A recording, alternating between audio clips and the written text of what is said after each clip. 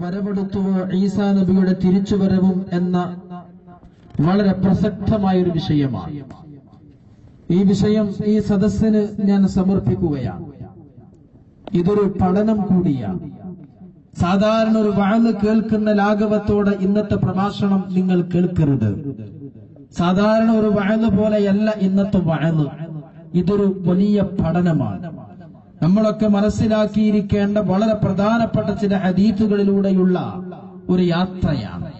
പ്രത്യേകിച്ച് ഇന്നത്തെ കാലഘട്ടത്തിൽ നമ്മൾ പഠിച്ചിരിക്കേണ്ട വളരെ സുപ്രധാനമായ ചില കാര്യങ്ങൾ. അല്ലാഹു വേണ്ട വിധം പഠിക്കാനും മനസ്സിലാക്കാനുമൊക്കെ നമുക്ക് തൗഫീഖ് പ്രദാനം ചെയ്യുമാറാകട്ടെ. ആമീൻ.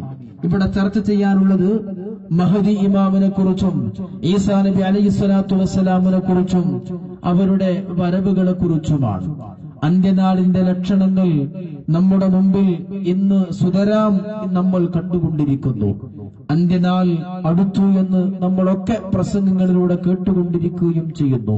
അതിന്റെ ഏറ്റവും വലിയ ലക്ഷണങ്ങളായ മഹദി ഇമാമിന്റെ ആഗമനവും ഈസാ നബി അലൈഹിസ്സലാത്തു വസ്സലാമിന്റെ രണ്ടാം വരവുമാണ് നമുക്കിന്നിവിടെ ചർച്ച ചെയ്യാൻ ഉള്ളത്.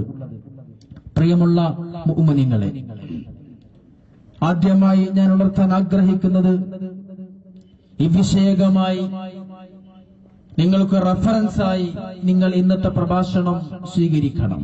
ഇതിന്റെ ബാക്കി ഇൻഷാ അല്ലാഹ് നമുക്ക് നാളെ പൂർത്തിയാക്കണം.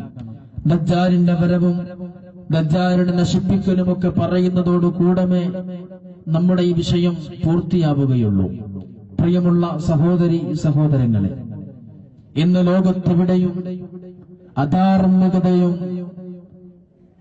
അസത്യങ്ങളും അശ്ലീലതകളും കൊടികുത്തി വാണിക്കൊണ്ടിരിക്കുകയാണ്. ദജ്ജാൽ എന്ന് പറഞ്ഞ മനുഷ്യനിൽപ്പെട്ട ഏറ്റവും വലിയ ഫിത്ന വിതക്കുന്ന തമ്മാടിയാണ് ദജ്ജാൽ. ലോകത്തെ ഏറ്റവും വലിയത് രണ്ട് ശത്രുക്കളാണ്. ഒന്ന് ജിന്നുവർഗത്തിൽ നിന്നുള്ള ശത്രു, ഒന്ന് മനുഷ്യനിൽ നിന്നുള്ള ശത്രു. ജിന്നുവർഗത്തിൽ നിന്നുള്ള ശത്രു അത് ഇബ്ലീസാണ്, ശൈത്വാനാണ്. മനുഷ്യവർഗത്തിൽ നിന്നുള്ള ശത്രു ദജ്ജാലാണ്.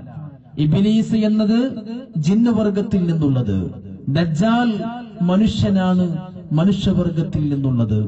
ഇവ രണ്ടുപേരും സദാസമയം ബന്ധപ്പെട്ടുകൊണ്ടിരിക്കുന്നു. ഇവിടെ എന്ത് ഫിത്ന ഉണ്ടാക്കണമെങ്കിലും എന്ത് നാശമുണ്ടാക്കണമെങ്കിലും ഇബ്ലീസും ദജ്ജാലും നല്ല കണക്ഷൻ, കോണ്ടാക്ട് നന്നായി നടന്നുകൊണ്ടിരിക്കുകയാണ്. ദജ്ജാൽ എന്ന് പറയുന്ന മനുഷ്യൻ തന്റെ സർവനാശങ്ങളും വിതച്ചുകൊണ്ട് ഖിയാമത്ത് നാൾ അടുക്കുമ്പോ ഭൂമിയിലേക്ക് വരുമെങ്കിൽ അതിന്റെ മുന്നോടിയായി ധാരാളം ദജ്ജാലികൾ ഇവിടെ കടന്നു വരുമെന്ന് മുഹമ്മദ് മുസ്തഫ സല്ലല്ലാഹു അലൈഹി വസല്ലം പഠിപ്പിക്കുകയുണ്ടായി. അതൊക്കെ ഇൻഷാ അല്ലാഹ് നമ്മുടെ വിഷയത്തിൽ കടന്നു വരും. പ്രിയമുള്ള മുഅ്മിനീങ്ങളെ, അല്ലാഹു സുബ്ഹാനഹു വ തആല വിശുദ്ധമായ ഖുർആനിലൂടെ പഠിപ്പിച്ചു, وكذلك جعلنا لكل نبي عدوا شياطين الإنس والجن يوحي بعضهم إلى بعض زخرف القول غرورا. എല്ലാ അമ്പിയാക്കൾക്കും അല്ലാഹു ശത്രുക്കളെ വച്ചിട്ടുണ്ട്, മനുഷ്യരിൽ നിന്നും ജിന്നുവർഗത്തിൽ നിന്നും. ഇപ്പോഴും മുസ്ലിം ലോകത്ത് എന്തൊരു നാശമുണ്ടാക്കാൻ ദജ്ജാലും അതുപോലെ തന്നെ ഇബ്ലീസും തമ്മിൽ ബന്ധപ്പെട്ടുകൊണ്ടിരിക്കുന്നു എന്നാ. നിങ്ങൾ കരുതിയത് ദജ്ജാലിന് യാതൊരു പ്രവർത്തനമില്ല എന്നാണോ? അല്ല. ഇന്നും ഇപ്പോഴും ഈ സെക്കൻഡും ദജ്ജാൽ അവിടെ നിന്ന് നാശം പുറപ്പെടുവിച്ചുകൊണ്ടേയിരിക്കുന്നു. അവർക്ക് വേണ്ട സഹായം മുഴുവനും ഇബ്ലീസ് ചെയ്തുകൊണ്ടിരിക്കുകയും ചെയ്യുന്നു. തഫ്സീറിന്റെ ഗ്രന്ഥങ്ങളിൽ നിന്ന് നമുക്കിത് മനസ്സിലാക്കാൻ കഴിയും. ദജ്ജാലിനെ കൊണ്ടുവരാൻ ഇവിടുത്തെ ജൂതന്മാർ കണിഞ്ഞ് പരിശ്രമിക്കുന്നു. ദജ്ജാലിനെ സ്വീകരിക്കാനുള്ള വഴികൾ ഇന്ന് ധാരാളം അധികരിച്ചുകൊണ്ടിരിക്കുന്നു. ദജ്ജാലിനെ പിൻപറ്റൽ ജൂതന്മാരാണ്. അല്ലാഹുവിന്റെ പ്രവാചകർ പറഞ്ഞു, ലോകത്തെ ഏറ്റവും ഉന്നതരായ 70,000 ജൂതന്മാരാണ് ദജ്ജാലിനെ വരവേൽക്കുക, ദജ്ജാലിനെ സ്വീകരിക്കുക. ദജ്ജാലിനെ സ്വീകരിക്കാൻ വേണ്ടി അമേരിക്കയിലും ബ്രിട്ടനിലും യൂറോപ്യൻ രാജ്യങ്ങളിൽ മുഴുവനും ജൂതന്മാര് വലകൾ ഇന്ന് വലച്ചുകൊണ്ടിരിക്കുന്നു, വലകൾ വിധിച്ചുകൊണ്ടിരിക്കുന്നു. വലകൾ വിരിച്ച് ദജ്ജാലിനെ സ്വീകരിക്കാൻ തയ്യാറായിക്കൊണ്ടിരിക്കുകയാണ്. ഇത് പറയുമ്പോൾ നിങ്ങൾക്ക് തോന്നും, എങ്ങനെയാണ് ഉസ്താദെ ജൂതന്മാര് ദജ്ജാലിനെ സ്വീകരിക്കാൻ തയ്യാറാകുക എന്ന്? ആദ്യമായി മനസ്സിലാക്കണം, ദജ്ജാൽ വ്യഭിചാരത്തിന്റെ ആളാണ്. ദജ്ജാൽ അശ്ലീലതയുടെ ആളാണ്. ഏറ്റവും അധികം അശ്ലീലതയും ഏറ്റവും അധികം ലൈംഗികാഭാസങ്ങളും ലോകത്തരങ്ങേറുമ്പോഴാണ് ദജ്ജാൽ പുറപ്പെടുക. അതിനുവേണ്ടി ജൂതർ ഏറ്റവും അധികം സെക്സിന്റെ വളരെ വൃത്തികെട്ട ചാനലുകൾ തുറന്നുകൊണ്ടിരിക്കുന്നു. മാത്രമല്ല, അമേരിക്കൻ ഡോളർ നിങ്ങളുടെ കീശയിൽ നിന്ന് 10 രൂപയുടെ നോട്ടെടുത്താൽ അതിൽ ഗാന്ധിജിയുടെ ചിഹ്നമുണ്ടാകും. എന്നാൽ ഞാൻ പറയുന്നു, ഈ പ്രസംഗം കഴിഞ്ഞ് വീട്ടിലേക്ക് ചെന്നാൽ നിങ്ങൾക്ക് എവിടെ നിന്നെങ്കിലും ഡോളർ കിട്ടുമെങ്കിൽ എക്സ്ചേഞ്ചുകളിൽ നിന്ന് ലഭിക്കും. $1 നിങ്ങൾ നിവർത്തി നോക്കിയാൽ ആ ഡോളറിൽ കാണുന്ന ചിഹ്നം ദജ്ജാലിന്റെ ഒറ്റക്കണ്ണാണ്. ദജ്ജാലിന്റെ ഒറ്റക്കണ്ണിന്റെ ചിഹ്നം ഏതൊരു ഡോളറിലും നമുക്ക് കാണാൻ കഴിയും. അതുമാത്രമല്ല, ആ ഡോളറിൽ മറ്റൊരു ചിഹ്നം കൂടിയുണ്ട്, ത്രികോണം. ഒരു ത്രികോണം മുകളിലോട്ടും ഒരു ത്രികോണം താഴോട്ടും. ഇത് പറയുമ്പോൾ നിങ്ങൾ തെറ്റിദ്ധരിക്കരുത്, പഠിച്ചതുകൊണ്ട് മാത്രമാണ് പറയുന്നത്. ഉദ്ധരിച്ചു നിൽക്കുന്ന പുരുഷന്റെ ലിംഗം, അതാണ് ഡോളറിന്റെ മുകളിലേക്കുള്ള ത്രികോണം. ഉദ്ധരിച്ചു നിൽക്കുന്ന സ്ത്രീയുടെ ലിംഗം, അതാണ് ഡോളറിൽ കാണുന്ന താഴേക്ക് നിൽക്കുന്ന ത്രികോണ ചിഹ്നം. ചുരുക്കി പറഞ്ഞാൽ ത്രികോണം അത് പിശാചിന്റെ ചിഹ്നമാണ്. ത്രികോണം അത് പിശാചിന്റെ പ്രതീകമാണ്. അമേരിക്കയുടെ ഡോളറിൽ പോലും സെക്സുകൾ നിറഞ്ഞിരിക്കുന്നു എന്ന് പറഞ്ഞാൽ ഇത് വെറുതെ പറയുകയല്ല. ഇങ്ങനെ അങ്ങ് ചിന്തിച്ചു നോക്കിയാൽ ദജ്ജാലിനെ സ്വീകരിക്കാൻ വേണ്ടിയ മുഴുവൻ വഴികളും ഇന്ന് ജൂതരാഷ്ട്രങ്ങൾ മുഴുവൻ ലോകത്ത് ഇന്ന് ധാരാളമായി അവർ പരത്തിക്കൊണ്ടിരിക്കുകയാണ്. നമ്മുടെ ഇന്ത്യയിൽ പോലും, നമ്മുടെ കേരളത്തിൽ പോലും, എറണാകുളം ജില്ലയിൽ പോലും ജൂതന്മാരുടെ പ്രവർത്തനങ്ങൾ വളരെ നിഗൂഢമായി നടന്നുകൊണ്ടിരിക്കുന്നു. എവിടെയും ശകുത്താന്റെ ദജ്ജാലിന്റെ കാൽപ്പാടുകൾ ഇന്ന് എത്തിപ്പെട്ടു എന്ന് നമ്മൾ മനസ്സിലാക്കണം. നരേന്ദ്രമോദി എന്ന ഇന്ത്യയുടെ പ്രധാനമന്ത്രിയാക്കാൻ ഏറ്റവും അധികം പരിശ്രമിച്ചത് ആപ്കോ വേൾഡ് വൈൽഡ് എന്ന് പറയുന്ന കമ്പനിയാണ്.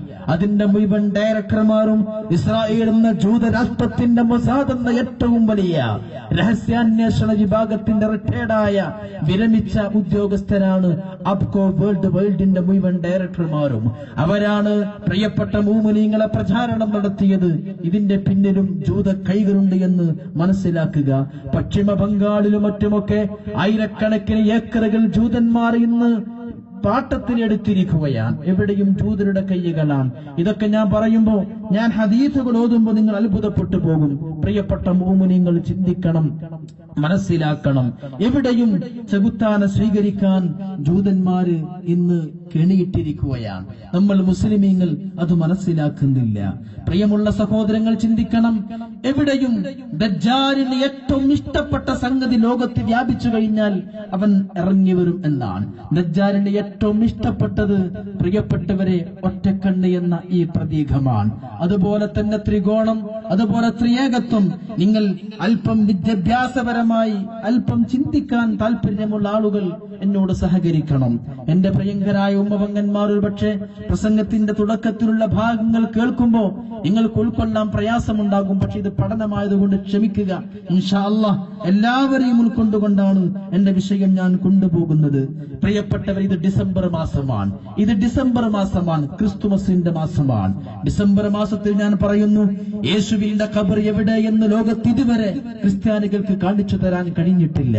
മറ്റൊന്ന് പറയണം, കുരിശ് എന്നത് ക്രിസ്ത്യാനികളുടെ ചിഹ്നമാണെങ്കിൽ ഞാൻ ആദ്യമായി ഔദ്യോഗികമായി ഇൽമിന്റെ മജ്‌ലിസിൽ നിന്ന് ഞാൻ പറയുന്നു, അത് തെറ്റാണ്. കുരിശ് എന്ന് പറയുന്ന ചിഹ്നം വാസ്തവത്തിൽ ക്രിസ്ത്യാനികളുടെ ചിഹ്നമല്ല. അത് യേശുക്രിസ്തുവിന്റെ മരണത്തിന് ശേഷം 3 നൂറ്റാണ്ടുകൾക്ക് ശേഷമാണ് ഈ കുരിശ് ചിഹ്നം ക്രിസ്ത്യാനികളുടെ ഭാഗമായി വരുന്നത്. എന്റെ വിഷയത്തിൽ നിങ്ങൾ എന്നോട് സഹകരിക്കുക. വാസ്തവത്തിൽ ഈ കുരിശ് ചിഹ്നം അത് മിത്രദേവന്റെ പ്രതീകമാണ്. ഇസ്ലാമിന്റെ മുമ്പ് കടന്നുവന്ന ഒരുപാട് മിഥ്യാസങ്കല്പങ്ങളുള്ള പല മതങ്ങളും ഉണ്ടായിരുന്നു. പല ബിംബാരാധനകളുമുള്ള മതങ്ങളുണ്ടായിരുന്നു. സൂര്യൻ ആരാധിച്ചിരുന്നവരുണ്ടായിരുന്നു. അവരൊക്കെ സ്വീകരിച്ചിരുന്ന ചിഹ്നമായിരുന്നു കുരിശ് എന്ന് പറയുന്ന ചിഹ്നം. ഈസാ നബി അലൈഹി ഇസ്ലാമിന്റെ 2ാം വരവിനെ കുറിച്ച് വിശദീകരിക്കുന്ന പ്രസംഗമായതുകൊണ്ട് ഈ വിഷയം കൂടി നിങ്ങൾ മനസ്സിലാക്കണം. മിത്രദേവന്റെ പ്രതീകമാണ് കുരിശ്. വാസ്തവത്തിൽ ഇസ്ലാമിന്റെ എതിരാളികൾക്ക് മുഴുവനും 3 കാര്യങ്ങളിൽ ത്രിയേകത്വം വലിയ ആധാരമുണ്ട്. പിതാവ്, പുത്രൻ, പരിശുദ്ധാത്മാവ്. ഇതാണ് ത്രിയേകത്വം. ഇതാണ് ഇതാണ് ക്രിസ്ത്യാനികളുടെ വിശ്വാസം. പിതാവ്, പുത്രൻ, പരിശുദ്ധാത്മാവ്. ഇനി ഹിന്ദുക്കളാണെങ്കിലോ വിഷ്ണു, ശിവൻ, ബ്രഹ്മാവ്, അതും 3 എണ്ണമാണ്. ശിവന്റെ നെറ്റിയിൽ തൃക്കണ്ണ് കാണാം. ശിവന്റെ പ്രതിമ നോക്കൂ നിങ്ങൾ, ശിവന്റെ നെറ്റിയിൽ തൃക്കണ്ണ് കാണാം. ചുരുക്കി പറഞ്ഞാൽ ഇസ്ലാമിന്റെ എതിർലോപികളുടെ മുഴുവൻ ചിഹ്നം ത്രിയേകത്വമാണ്. നിങ്ങൾ കണ്ടില്ലേ, കഥകളി ആരംഭിക്കുമ്പോ എങ്ങനെയാണ് കഥകളി ആരംഭിക്കാറുള്ളത്? ആണുങ്ങളും പെണ്ണുങ്ങളും ഒക്കെ ചിന്തിക്കണം. ഏതൊരു കഥകളി നടക്കുമ്പോഴും ഇങ്ങനെയാ പിടിക്കുക. കഥകളി തുടങ്ങൽ ത്രിയേകത്വമാണ്. ഇത് 3 ഇത് 0, ഇത് പിശാചിന്റെ ദജ്ജാലിന്റെ ഒറ്റക്കണ്ണിന്റെ പ്രതീകമാണ്. ഇന്ന് നിങ്ങൾ ശരിക്ക് പഠിച്ചോ, എവിടെയും കഥകളി നടക്കുമ്പോ ഏതൊരു കഥകളി കളിക്കുന്ന ആളുകളും അവര് പിടിക്കുന്ന ചിഹ്നം ഇതാണ്.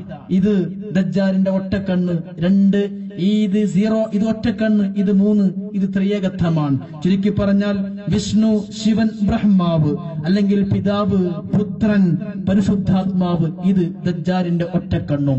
ഫിർഔൻ കൈറോയിലെ മ്യൂസിയത്തിലുണ്ട്. ഫിർഔന്റെ ജഡം കാണാൻ കഴിയും. $30 കൊടുത്താൽ ഫിർഔന്റെ ജഡം കാണാൻ കഴിയും. ഫിർഔന്റെ ജഡത്തോടുകൂടെ ഫിർഔന്റെ വടിയുമുണ്ട്. ഫിർഔന്റെ വടിയിലും ഈ പിശാചിൻ ദജ്ജാലിന്റെ ഒറ്റക്കണ്ണുമുണ്ട്. ഈ ഒരു ത്രിയേകത്വത്തിന്റെ ചിഹ്നവും ഉണ്ട്. നിങ്ങൾ ചിന്തിക്കണം, യോഗ തുടങ്ങുമ്പോഴും ഇങ്ങനെയാണ്. അതായത് ത്രിയേകത്വം, ദജ്ജാലിന്റെ ഈ ഒറ്റക്കണ്ണ്. എന്നാൽ നമുക്ക് ഇങ്ങനെയാണ്. അത്തഹിയ്യാത്ത് ചൊല്ലുമ്പോ അശ്ഹദു അല്ലാ ഇലാഹ ഇല്ലല്ലാഹ്, നമ്മുടെ ഈ ചൂണ്ടുവിരൽ നാം ചൂണ്ടിയിട്ട് നമ്മുടെ ചിഹ്നം ഇതാണ്. മറ്റുള്ള മുഴുവൻ ആളുകളുടെയും ചിഹ്നം ഇതാണ്. ത്രിയേകത്വവും ദജ്ജാലിന്റെ ഒറ്റക്കണ്ണും. ലോകത്ത് മുഴുവനും ഡോളറിൽ പോലും ഈ ഒറ്റക്കണ്ണ് കാണാം. ഇങ്ങനെ എവിടെയും ദജ്ജാലിന്റെ ചിഹ്നങ്ങൾ ലോകത്ത് പ്രചരിപ്പിക്കപ്പെട്ടുകൊണ്ടിരിക്കുകയാണ്. ഞാൻ പറഞ്ഞാൽ വളരെയധികം ചിന്തിക്കുന്ന പഠിക്കുന്ന ആളുകൾക്ക് മാത്രം എടുക്കേണ്ട ഒരു ക്ലാസ് പോലെ എനിക്ക് തോന്നുകയാണ്. പക്ഷേ ഒരു വലിയ സദസ്സായതുകൊണ്ട് എല്ലാവർക്കും അത് ഉൾക്കൊള്ളാൻ കഴിയൂല. അത് 666 666 ദജ്ജാലിന്റെ എണ്ണമാണ്. സ്വസ്തിക ചിഹ്നം ദജ്ജാലിന്റെ ചിഹ്നമാണ്. അതൊക്കെ വിശദീകരിച്ച് പറഞ്ഞാൽ സമയം നീണ്ടുപോകും. ഞാൻ വിഷയം ചുരുക്കുകയാണ്. AD 324 മാത്രമാണ് കുരിശ് സ്ഥാപിക്കപ്പെട്ടത്. ക്രിസ്ത്യാനികളോട് നിങ്ങൾ ചോദിക്കണം, AD 324 കുരിശ് സ്ഥാപിക്കപ്പെട്ടത്. വാസ്തവത്തിൽ ജൂതരുടെ വിശുദ്ധ ചിഹ്നമാണ് പ്രിയപ്പെട്ടവരെ കുരിശ് എന്നുള്ളത്. ഈസാ നബി അലൈഹി സ്വലാത്തു വസ്സലാമിനെ കുരിശിലേറ്റി കൊന്നു എന്നല്ല അവകാശപ്പെടുന്നത്. അതിനെന്തേ കുരിശ് എന്ന ചിഹ്നം സ്വീകരിച്ചത്? ജൂതരുടെ വിശുദ്ധ ചിഹ്നമായിരുന്നു. മാത്രമല്ല, മിത്രദേവന്റെ ചിഹ്നമാണ്, റോമക്കാരുടെ ദേവന്റെ ചിഹ്നമാണ് കുരിശ് എന്ന് പറയുന്നത്. അതുപോലെ തമോസ് എന്ന് പറയുന്ന സൂര്യദേവന്റെ ചിഹ്നമാണ് കുരിശ് എന്ന് പറയുന്നത്. വാസ്തവത്തിൽ ക്രിസ്ത്യാനികളുടെ ചിഹ്നം മത്സ്യമാണ്, മീനാണ്, മത്സ്യം. ഇതാണ് ക്രിസ്ത്യാനികളുടെ ചിഹ്നം. വിശ്വവിജ്ഞാന കോശം എടുത്തു നോക്കൂ, ക്രിസ്ത്യൻസിന്റെ ചിഹ്നം, ക്രിസ്ത്യാനിറ്റിയുടെ ചിഹ്നം മത്സ്യമാണ്. AD 324 ക്രിസ്ത്യാനികളിലേക്ക് കുറിച്ച് ചിഹ്നം എത്തിപ്പെട്ടത് തന്നെ. ഇത് നമ്മൾ മനസ്സിലാക്കണം. വാസ്തവത്തിൽ സൂര്യദേവൻ മനുഷ്യരൂപം പ്രാപിച്ചുകൊണ്ട് പാപം പേറിയെന്ന ബാബിലോണിയക്കാരെ വിശ്വാസമുണ്ട്. അവരുടെ ചിഹ്നമാണ് ഈ കുരിശ്. സൂര്യൻ ആരാധിക്കുന്ന ദിവസം അത് ഞായറാഴ്ചയാണ്. Sun day. സൺ എന്ന് പറഞ്ഞാൽ സൂര്യൻ, ഡേ എന്ന് പറഞ്ഞാൽ ദിവസം. സൺഡേ, ഞായർ. ക്രിസ്ത്യാനികൾക്ക് അതുമായൊരു ബന്ധമില്ല. വാസ്തവത്തിൽ സൂര്യൻ ആരാധിക്കുന്ന അവരുടെ ദിവസമായിരുന്നു ഈ ഞായറെന്ന് നിങ്ങൾ മനസ്സിലാക്കണം. ഏതായാലും പ്രിയപ്പെട്ട മുഅ്മിനീങ്ങൾ ചിന്തിക്കണം, ഇന്ന് ലോകത്തെവിടെയും വ്യാപിച്ചുകൊണ്ടിരിക്കുന്ന ചിഹ്നങ്ങൾ അത് ദജ്ജാലിനെ വരവേൽക്കാനുള്ള ചിഹ്നങ്ങളാണ് എന്ന് നിങ്ങൾ മനസ്സിലാക്കുക. ഇവിടെയാണ് ഹബീബായ റസൂലുള്ളാഹി സ്വല്ലല്ലാഹു അലൈഹി വസല്ലം തങ്ങൾ ലോകത്തിന് നൂറ്റാണ്ടുകൾക്ക് മുമ്പ് പ്രവചിച്ചു, ദജ്ജാലിനെ സ്വീകരിക്കൽ. ദജ്ജാലിന്റെ ആളുകൾ ദജ്ജാലിനെ സ്വീകരിക്കാൻ വരുമ്പോ ലക്ഷക്കണക്കിന് ജൂതന്മാരായിരിക്കും. ദജ്ജാലിന് ഏറ്റവും ഇഷ്ടപ്പെടല് വ്യഭിചാരവും വൃത്തികേടും വേണ്ടാത്തരങ്ങളും അത് പരത്താനാണ് ഇന്ന് ജൂതന്മാർ ലോകത്ത് ശ്രമിച്ചുകൊണ്ടിരിക്കുന്നത്. ഇത് ഞാൻ പറയുമ്പോൾ നിങ്ങൾക്ക് തോന്നുന്നു അങ്ങനെയൊക്കെ ഉണ്ടാവും ഉസ്താദൻ. വാസ്തവത്തിൽ വളരെ വൃത്തിഹീനമായ സെക്സ് ചാനലുകൾ ഏറ്റവും അധികം ലോകത്ത് പ്രചരിപ്പിക്കുന്നതും ആങ്ങള പങ്ങള വ്യത്യാസമില്ലാതെ ഇത് വളരെയധികം സാമ്പത്തികമാക്കുന്നതും ലോകത്ത് ജൂതരാണ്. ഇസ്രായേലും ലോകത്തിന്റെ മറ്റു രാജ്യങ്ങളാണ്. വാസ്തവത്തിൽ ക്രിസ്ത്യാനികളും ജൂതന്മാരും ഭയങ്കര എതിരാളികളാകണം. കാരണം യേശു ക്രിസ്തുവിനെ, ഈസാ നബിയെ കുരിശിലേറ്റിയത് ജൂതന്മാരാണ്. എന്നിട്ട് അവർ ഇപ്പോഴും ഒന്നാണ്. മുസ്ലിമീങ്ങളൊക്കെ എതിർപക്ഷയും. നിങ്ങൾ ചിന്തിച്ചു നോക്കൂ, യേശു ക്രിസ്തു ഈസാ നബി അലൈഹി ഇസ്ലാമിനെ കുരിശിലേറ്റിയത് ജൂതന്മാരാണ്. അവരാ കൊന്നു കളഞ്ഞിരുന്ന അവരുടെ വിശ്വാസം. അപ്പൊ അവർ ഐക്യപ്പെടാൻ പാടുണ്ടോ? യോജിക്കാൻ പാടുണ്ടോ? പക്ഷെ അവരാണ് ലോകത്തെ ഏറ്റവും അധികം യോജിപ്പ് മുസ്ലിമീങ്ങൾക്കെതിരെ. മാത്രമല്ല, നിങ്ങൾ ചിന്തിക്കണം, ഏത് മതത്തിൽ നിന്ന് ഇസ്ലാമിലേക്ക് മാറിയാൽ പ്രിയപ്പെട്ട മുഅ്മിനീങ്ങളെ അവർ അനന്തര സ്വത്തില്ല. വേറെ ഏത് മതത്തിലേക്ക് മാറിയാലും അനന്തര സ്വത്തുണ്ട്, ഇസ്ലാമിക്ക് മാറിയാൽ ഇല്ല. അതാണ് ഇസ്ലാം എപ്പോഴും ഒന്നും, ബാക്കി മുഴുവനും ഒറ്റക്കെട്ടുമാണ്. മാത്രമല്ല, ഏതൊരു ഹിന്ദുവിനും മുസ്ലിമാകാം, ഏതൊരു ക്രിസ്ത്യാനിക്കും മുസ്ലിമാകാം. പക്ഷെ ഒരു ജൂതനാകണമെങ്കിൽ ഒരിക്കലും കഴിയൂല. ഒരു ജൂത പെണ്ണിലൂടെ പ്രസവിച്ചാലല്ലാതെ ജൂതനാകാൻ പറ്റൂല. എനിക്കും നാളെങ്ങൾക്കും ജൂതനാകാൻ പറ്റൂല. ജൂതനാകണമെങ്കിൽ ജൂത പെണ്ണ് പ്രസവിക്കുക തന്നെ വേണം. ചുരുക്കി പറഞ്ഞാൽ, ലോകത്ത് ഇന്ന് ഏറ്റവും അധികം ഈ ഹദീസ് നിങ്ങൾ ചിന്തിക്കുക. ദജ്ജാല് കടന്നു വരുമ്പോ മഹദി ഇമാമ് കടന്നു വന്ന് അതിനുശേഷം ഉടനെ തന്നെ ദജ്ജാല് കടന്നു വരുമ്പോ 70,000 ജൂതന്മാരാണ് അവൻ അനുയായികളായി ഉണ്ടാവുക എന്ന ഹദീസ് വിശദീകരിച്ചുകൊണ്ട് പണ്ഡിതന്മാർ പറയുകയാണ്. ഏതാവട്ടെ, ഇന്ന് ലോകത്തെവിടെയും ഫിത്ന വ്യാപിച്ചു കഴിഞ്ഞു. ദജ്ജാലിന്റെ വരവ് നമ്മൾ പ്രതീക്ഷിക്കുക. ഇന്ന് ഈ ത്രികോണ ചിഹ്നം ഏഷ്യാനെറ്റിന്റെ ചിഹ്നമാണെങ്കിലും വേറെ ഏത് ചിഹ്നമാണെങ്കിലും നിങ്ങൾ പഠിക്കാൻ വേണ്ടി ഞാനൊരു ചെറിയ സൂചന തരുന്നു. ഈ ത്രിയേകത്വത്തിന്റെയും ത്രികോണത്തിന്റെയും മുഴുവനും പ്രതീകങ്ങൾ മുഴുവനും ദജ്ജാലിന്റെ ചിഹ്നങ്ങളാണ്. ഇത് ഞാൻ വെറുതെ പറയല്ല. ഈ അടുത്ത് കോഴിക്കോട് റഹ്മത്തുള്ള ഖാസിമി എന്ന് പറയുന്ന കേരളത്തിലെ പ്രഗത്ഭനായ ഒരു പണ്ഡിതൻ ദജ്ജാലിനെ കുറിച്ച് വിഷയകമായ ഒരു ക്ലാസ് 3 മണിക്കൂർ എടുത്തിരുന്നു. വാസ്തവത്തിൽ കേരളത്തിലെ പ്രഗത്ഭരായ പല സാംസ്കാരിക നായകന്മാരും അതിനെക്കുറിച്ച് വലിയ പഠനം നടത്തി. ഏഷ്യാനെറ്റ് ന്യൂസ് ചാനൽ 3 മണിക്കൂർ പൂർണ്ണമായി ആ പരിപാടി ഒപ്പിയെടുത്ത് റെക്കോർഡ് ചെയ്യുകയും ചെയ്തു. വേറൊരു പ്രസംഗം സ്വീകരിച്ചിട്ടില്ല. കാരണം ഇന്ന് ഈ ദജ്ജാലിന്റെ അനുയായികൾ ജൂതന്മാർ നമ്മുടെ മുമ്പിൽ പോലും വല വീശിയിട്ടുണ്ട് എന്ന് നിങ്ങൾ മനസ്സിലാക്കുക. എവിടെയും ദജ്ജാലിന്റെ കാൽപ്പാടുകൾ നമ്മുടെ മുമ്പിൽ എത്തിയിട്ടുണ്ട്. പ്രിയപ്പെട്ട മുഅ്മിനീങ്ങളെ, ആ ദജ്ജാലിന് ഇഷ്ടപ്പെട്ട ചിഹ്നം ഇന്ന് അധികരിപ്പിച്ചു കൊണ്ടിരിക്കുകയാണ് എല്ലായിടത്തും ജൂതന്മാര്. ദജ്ജാൽ ഇഷ്ടപ്പെട്ട കുറെ ചിഹ്നങ്ങളുണ്ട്. ഇൻഷാ അല്ലാഹ് ദജ്ജാലിനെ പറ്റി പറയുമ്പോ ഞാനത് വിശദീകരിക്കും. ദജ്ജാൽ ഇഷ്ടപ്പെട്ട ചിഹ്നങ്ങൾ നമ്മൾ അറിയാതെ നമ്മളെ വീട്ടിന്റെ മുമ്പിലും അത് തൂക്കിയിടും. നമ്മൾ അറിയാതെ നമ്മുടെ മൊബൈലിലും അത് നമ്മൾ വെക്കും. അതിൽപ്പെട്ട ഒന്നാണ് 666. അതിന്റെ രഹസ്യങ്ങളിലേക്ക് ഇൻഷാ അല്ലാഹ് നമുക്ക് നാളെ കടന്നു ചെല്ലാം. ഏതാവട്ടെ, മഹദി ഇമാമിന്റെയും അതുപോലെ തന്നെ ഈസാ നബി അലൈഹി സ്വലാത്തു വസ്സലാമിന്റെയും കഥകളാണ് നമുക്ക് പറയാനുള്ളത്. ഇത് മഹദി ഇമാമിന്റെ കാലം വന്നാൽ ഭയങ്കര സന്തോഷമായിരിക്കും മുസ്ലിമീങ്ങൾക്ക്. പക്ഷേ അതിനു മുമ്പ് കുറച്ച് ദുഃഖം നമുക്കുണ്ടാകും. പ്രസവം എന്ന് പറഞ്ഞാല് ഒരു കുഞ്ഞുണ്ടാകുക എന്ന് പറഞ്ഞാൽ വലിയ സന്തോഷം അല്ലെ? ഒരു കുഞ്ഞുണ്ടാകുക എന്ന് പറഞ്ഞാൽ വലിയ സന്തോഷം. അതിന്റെ മുമ്പ് കുറച്ച് ഇടങ്ങേറുണ്ടാകും, പ്രസവം കുറച്ച് വേദനയൊക്കെ ഉണ്ടാകും. ഇതുപോലെ മഹദി ഇമാമിന്റെ കാലം ലോക മുസ്ലിമീങ്ങൾക്ക് സന്തോഷത്തിന്റെയും ആഹ്ലാദത്തിന്റെയും നിർവൃതിയുടെയും കാലഘട്ടമായിരിക്കും. ലോകം മുഴുവനും മുസ്ലിമീങ്ങളുടെ കീഴിൽ മഹദി ഇമാമിന്റെ കാലഘട്ടത്തിൽ വരും. ആകാശത്തിന് താഴെ ലാ ഇലാഹ ഇല്ലല്ലാഹ് എന്ന കലിമത്ത് തൗഹീദ് തുന്നം പാറിച്ച് ബാക്കി ശിർക്കുകളെ മുഴുവനും നശിപ്പിച്ചു കളയും. ലാ ഇലാഹ ഇല്ലല്ലാഹ് മാത്രമായിരിക്കും ലോകത്ത്. അമേരിക്കയും യൂറോപ്യൻ രാജ്യങ്ങളും മാത്രമല്ല ജർമ്മനിയും ഇറ്റലിയും ഫ്രാൻസും എല്ലാം മുസ്ലിമീങ്ങൾക്ക് അധീനതയിൽ വരും. മഹദി ഇമാമിന്റെ കാലഘട്ടത്തിൽ ലോകത്ത് ഒരിക്കലും അന്ധകാരമുണ്ടാവുകയില്ല, അധർമ്മമുണ്ടാകൂല, ഇവിടെ ധിക്കാരമുണ്ടാകൂല, അനീതി ഉണ്ടാകൂല. നീതി മാത്രമായിരിക്കും മഹദി ഇമാമിന്റെ ഭരണകാലം. അത് വല്ലാത്ത സന്തോഷമായിരിക്കും. നബിതങ്ങൾ പറഞ്ഞു, മുസ്ലിമീങ്ങൾ വാവിട്ട് കറിയും, പടച്ചോനെ എന്റെ ഉമ്മപ്പ ഉണ്ടായിരുന്നുവെങ്കിൽ, എന്റെ മരിച്ചുപോയ വാപ്പപ്പ ഉണ്ടായിരുന്നുവെങ്കിൽ എന്റെ വാപ്പാക്ക് എത്ര സുഖം കിട്ടിയേനെ. ഇത് മഹദി ഇമാമിന്റെ കാലാണല്ലോ. എന്റെ ഉമ്മ മരിച്ചുപോയല്ലോ പടച്ചോനെ, എന്റെ ഉമ്മ ഇപ്പൊ ഉണ്ടായിരുന്നുവെങ്കിൽ, എന്റെ വാപ്പ ഇപ്പൊ ഉണ്ടായിരുന്നുവെങ്കിൽ, എന്റെ വെല്ലിപ്പ ഇപ്പൊ ഉണ്ടായിരുന്നുവെങ്കിൽ, എന്റെ മരിച്ചുപോയ ആ പെങ്ങൾ ഇപ്പൊ ഉണ്ടായിരുന്നെങ്കിൽ എത്ര സുഖമായനെ എന്ന് മനുഷ്യന്മാർ ചിന്തിച്ചു പോകുമെന്ന് മുഹമ്മദ് മുസ്തഫ സല്ലല്ലാഹു അലൈഹി വസല്ലം. കാരണം മഹദി ഇമാം സമ്പത്ത് വാരി വിതറുമെന്ന, ആർക്കും ദാരിദ്ര്യം ഉണ്ടാകൂല, ആർക്കും പട്ടിണി ഉണ്ടാകൂല, ആർക്കും ദാരിദ്ര്യത്തിന്റെ ചെറിയ കയ്പ് പോലും ഉണ്ടാകൂല. ചാക്ക് കണക്കിന് പണം മഹദി ഇമാം വാരി വിതറും. എല്ലാവർക്കും പണം കൊടുക്കും, സമ്പത്ത് കൊണ്ട് അധികരിക്കും. മുസ്ലിമീങ്ങൾക്ക് സന്തോഷമായിരിക്കും. അപ്പൊ മുഴുവൻ മുസ്ലിമീങ്ങൾ നെഞ്ഞത്ത് കയ്യച്ച് പറയും, പടച്ചോനെ എന്റെ അമ്മയും ബാബ മരിച്ചുപോയല്ലോ, അവരിപ്പോ ഉണ്ടായിരുന്നെങ്കിൽ എത്ര നന്നായിരുന്നു. ഇങ്ങനത്തെ കാലം വരും, മഹദി ഇമാമിന്റെ കാലം. പക്ഷേ എന്നാണ് ആ കാലമെന്ന് ഈ പ്രസംഗം കഴിയുമ്പോൾ നിങ്ങൾ ചിന്തിക്കണം. 2027 ആകുമ്പോഴേക്ക് മഹദി ഇമാം ലോകത്തേക്ക് പ്രത്യക്ഷപ്പെടുമെന്ന് അഭിപ്രായപ്പെടുന്ന പണ്ഡിതന്മാർ ഉണ്ട്. ഞാൻ ഖണ്ഡിതമായി പറയുകയല്ല. ഇപ്പോ തന്നെ മഹദി ഇമാം ലോകത്തെവിടെയോ ജനിച്ചു എന്ന് പറയുന്ന പണ്ഡിതന്മാരും ഉണ്ട്. ഞാൻ ഖണ്ഡിതമായി പറയുകയല്ല. 1.5 ദിവസം ഞാൻ എന്റെ ഖബറിൽ കിടക്കുമെന്ന് മുഹമ്മദ് മുസ്തഫ സല്ലല്ലാഹു അലൈഹി വസല്ലം. ഒരു ദിവസം എന്ന് പറഞ്ഞാൽ 1000 കൊല്ലം, 1.5 ദിവസം എന്ന് പറഞ്ഞാൽ 1500 കൊല്ലം. ഇത് ഹിജ്റ 1436 അങ്ങനെ അങ്ങ് കൂട്ടി നോക്കിയാൽ അധികം കാലമില്ല മഹദി ഇമാമിന്റെ വരവിലേക്ക്. നമ്മുടെ തൊട്ട് മുമ്പെത്തി ഒരുപക്ഷെ നമ്മുടെ മക്കൾ, അല്ലെങ്കിൽ നമ്മുടെ നേരെ മക്കൾ, അതേ പറഞ്ഞ നേരെ മക്കൾ, അല്ലെങ്കിൽ നമ്മുടെ മക്കളെ മക്കൾ മഹദി ഇമാമിനെ കാണാൻ സാധ്യതയുണ്ട്. പക്ഷേ ആ സന്തോഷത്തിന്റെ കാലത്തിന്റെ മുമ്പിൽ ഒരുപാട് ദുഃഖം നമുക്ക് അനുഭവിക്കേണ്ടി വരും.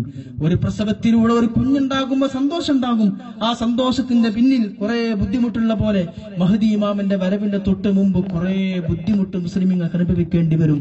അതിലൂടെയാണ് ഇന്ന് ലോകത്ത് മുസ്ലിമീങ്ങൾ നീങ്ങിക്കൊണ്ടിരിക്കുന്നത്. IS തീവ്രവാദികളും സിറിയയിലും ഈജിപ്തിലും നമ്മൾ ഇന്ന് യമനിലും കണ്ടുകൊണ്ടിരിക്കുന്ന കാഴ്ചകൾ അതിനേക്കാണ് സൂചിപ്പിക്കുന്നത്. ഹദീസിലൂടെ നമുക്കൊരു യാത്ര നടത്താം. ഹബീബായ അഷ്റഫുൽ ഖൽഖി മുഹമ്മദ് മുസ്തഫ സല്ലല്ലാഹു അലൈഹി വസല്ലം പറയുകയാണ്, മഹദി ഇമാം കടന്നു വന്നാൽ ലോക മുസ്ലിമീങ്ങൾക്ക് ശാന്തിയും സമാധാനവും ഉണ്ടാകും. പക്ഷേ അതിന് മുമ്പ് ധാരാളം കയ്പ് നിറഞ്ഞ ധാരാളം പ്രയാസങ്ങൾ മുസ്ലിമീങ്ങൾക്ക് അനുഭവിക്കേണ്ടി വരും. ഫിത്നതു തജിഉ മിൻ ഹാഹുനാ വഅശാറ ഇലാ ഖിബൽ മശ്രിഖി. ഇറാന്റെയും അഫ്ഗാന്റെയും ഭാഗത്തേക്ക് നബി തങ്ങൾ കൈ ചൂണ്ടുകയാണ്. ഇറാന്റെയും അഫ്ഗാനിസ്ഥാന്റെയും ഭാഗത്തേക്ക് കൈ ചൂണ്ടിയിട്ട് അല്ലാഹുവിന്റെ നബി തങ്ങൾ പറഞ്ഞത്, അവിടെ നിന്നാണ് ഫിത്നയുണ്ടാവുക, അവിടെയാണ് ധാരാളം കലാപങ്ങൾ ഉണ്ടാവുകയെന്ന് അല്ലാഹുവിന്റെ മുത്ത് നബി തങ്ങൾ പറയുന്നു. എന്നിട്ട് പറയുന്നു, വൻതും യദ്രിബു ബഅ്ലുകും റികാബ ബഅ്. മുസ്ലിമീങ്ങൾ തന്നെ പരസ്പരം മറ്റുള്ളവരെ കൊന്നു കളയുന്ന കാലം വരും സ്വഹാബ. മഹദി ഇമാമിന്റെ മുമ്പ് അനുഭവിക്കുന്ന വിഷമായി പറഞ്ഞത്. റികാബ ബഅ്ലുകും റികാബ ബഅ്ലിൻ. നിങ്ങൾ മുസ്ലിമീങ്ങൾ തന്നെ വെട്ടിക്കൊല്ലും. എന്തിനെ? റികാബ ബഅ്ലിൻ. ചില മുസ്ലിമീങ്ങൾ ഇന്ന് സിറിയയിൽ എത്ര ആളെ മരിച്ചെന്നറിയോ? എത്രയാളാ സിറിയയിൽ മരിച്ചുകൊണ്ടിരിക്കുന്നത്? ലക്ഷക്കണക്കിന് ആളല്ലയോ? 2 ലക്ഷത്തിലേറെ മരണപ്പെട്ടില്ലയോ? ആരാ? മുസ്ലിമീങ്ങൾ അല്ലേ? ഹുസ്നി മുബാറക്കിനെ കുറ്റമുക്തനാക്കിയല്ലോ. അതിന്റെ പേരിലും കലാപങ്ങൾ നടക്കുന്നു, അതിലും മരണപ്പെട്ടു. എത്രയോ ആളുകൾ ഈജിപ്തിൽ കൊല്ലപ്പെട്ടുകൊണ്ടിരിക്കുന്നു. യമനിലും ധാരാളം, നൈജീരിയയിലും കൊണ്ട് നന്ന് ധാരാളം കൊലപാതകം. മഹദി ഇമാമിന്റെ തൊട്ടു മുമ്പുള്ള അവസ്ഥയത്. നബി തങ്ങൾ പറയുകയാണ്, നിങ്ങൾ പരസ്പരം കൊലപാതകം ചെയ്യേണ്ടി വരും, നിങ്ങൾ പരസ്പരം കൊല്ലുന്ന കാലം വരും സുഹാബ. ഇമ്രാനു ബൈത്തുൽ മുഖദ്ദസി ഖറാബു യത്രിബ. ഇസ്രായേലിനോടനുബന്ധിച്ച് ബൈത്തുൽ മുഖദ്ദസിനോടനുബന്ധിച്ച് പുതിയൊരു സംസ്കാരം കടന്നു വരുന്നതാണ്. നബി തങ്ങളുടെ ഈ ഹദീസ് സൂചിപ്പിക്കുന്നത് ഇസ്രായേൽ എന്ന് പറയുന്ന രാജ്യത്തിന്റെ സ്ഥാപനമാണ്. ഇസ്രായേൽ എന്ന രാജ്യം സ്ഥാപിക്കപ്പെടുന്നതിനെ കുറിച്ചാണ്. ബൈത്തുൽ മുഖദ്ദസിനോടനുബന്ധിച്ച് പ്രത്യേക ജൂതരാഷ്ട്രം വന്നാൽ അത് ഖറാബ് യത്രിബ, അത് മുസ്ലിമീങ്ങളുടെ നാശമാണ്, മദീനയുടെ നാശത്തിന്റെ കാരണമാണ് എന്ന് നൂറ്റാണ്ടുകൾക്ക് മുമ്പ് അല്ലാഹുവിന്റെ നബി തങ്ങൾ പറയുമ്പോ അന്ന് ഇസ്രായേൽ എന്ന രാജ്യമില്ല. അല്ലാഹുവിന്റെ നബി തങ്ങൾ പറയുന്നത് ഇമ്രാനു ബൈത്തുൽ മുഖദ്ദസ്, ബൈത്തുൽ മുഖദ്ദസിന്റെ സമീപത്ത് പ്രത്യേക സംസ്കാരം കടന്നുവരൽ അത് മുസ്ലിമീങ്ങളുടെ പരാജയത്തിന്റെ കാരണമാണ്. ഖുറൂജുൽ മൽഹമ, കലാപങ്ങൾ പുറപ്പെടാനുള്ള കാരണമാണെന്ന് പറയുമ്പോ ഇന്ന് അവിടെയല്ലേ പ്രത്യേക ജൂതരാഷ്ട്രം വന്നിരിക്കുന്നത്? അവരാണ് ലോകത്തെ മുസ്ലിം രാജ്യങ്ങളെ ഭരിക്കുന്നത്. മുസ്ലിമീങ്ങൾ മുഴുവനും നിഴലുകളാണ്. സൗദി അറേബ്യയാണെങ്കിലും UAE ആണെങ്കിലും മുഴുവൻ നിഴലുകളാണ്. അവരെ ഭരിക്കുന്നതും അവരെ നിയന്ത്രിക്കുന്നതും അമേരിക്കയും ബ്രിട്ടനും ഇസ്രായേലും മറ്റു പാശ്ചാത്യ രാജ്യങ്ങൾ തന്നെയാണ്. നബി തങ്ങൾ ഹദീസ് നോക്കൂ നിങ്ങൾ. വഖുറൂജുൽ മൽഹമ ഫത്ഹു ഖുസ്തന്തീനിയ, യൂറോപ്പിലെ ഏറ്റവും പ്രധാന പട്ടണമായ കോൺസ്റ്റാന്റിനോപ്പിൾ മുസ്ലിമീങ്ങൾ കീഴടക്കുന്നതാണ്. കലാപങ്ങളുടെ അവസാനം അത് കീഴടക്കലാരാ? മഹ്ദി ഇമാമാണെന്ന് മുഹമ്മദ് മുസ്തഫ. അത് മഹദി ഇമാം കീഴടക്കും. അതിന്റെ മുമ്പ് മുസ്ലിം ലോകത്ത് തകർച്ചയായിരിക്കും. ലയൂഷികന്ന ബിശ്ശാമി ഫിത്ന, സിറിയയിലും ജോർദാനിലും ഇറാഖിലും അതുപോലെ ഫലസ്തീനിലുമൊക്കെ നബി തങ്ങൾ പറയുന്നു ധാരാളം ഫിത്ന വരുന്നതാണ്. അങ്ങനെ യുറദ്ദദു ഫീഹാ കമാ യുറദ്ദുൽ മാഉ ഫിസ്സിഖാ, ഒരു പാത്രത്തിൽ വെള്ളം വെച്ചാൽ ആ വെള്ളം പിന്നെ ഒട്ടകപ്പുറത്ത് കയറ്റിയാൽ ഒട്ടകം സ്പീഡിൽ സഞ്ചരിക്കുമ്പോ ആ പാത്രത്തിൽ വെള്ളം ഇങ്ങനെ ഇളകുന്ന പോലെ മുസ്ലിം രാജ്യങ്ങൾ മുഴുവനും കലാപങ്ങൾ ഇളകിക്കൊണ്ടിരിക്കും, ശാന്തമാകൂല. നിങ്ങൾ ഒരു ബക്കറ്റ് വെള്ളം എടുക്കുക, എന്നിട്ട് ബൈക്കിൽ ആ ബക്കറ്റ് വെള്ളം വെച്ചിട്ടോ ബൈക്ക് ഓടിച്ചു കൊണ്ടിരിക്കുമ്പോ ആ ബക്കറ്റില് വെള്ളം സ്ഥിരമായി നിൽക്കുകയില്ലല്ലോ, അതിങ്ങനെ തേടുകയും അങ്ങ് ചിന്തുകയും ചെയ്യും. ഇത് നബി തങ്ങൾ പഠിപ്പിച്ച ഉദാഹരണമാണ്. മുസ്ലിം രാജ്യങ്ങളിൽ കലാപങ്ങൾ ഒരിക്കലും നിൽക്കുകയില്ല.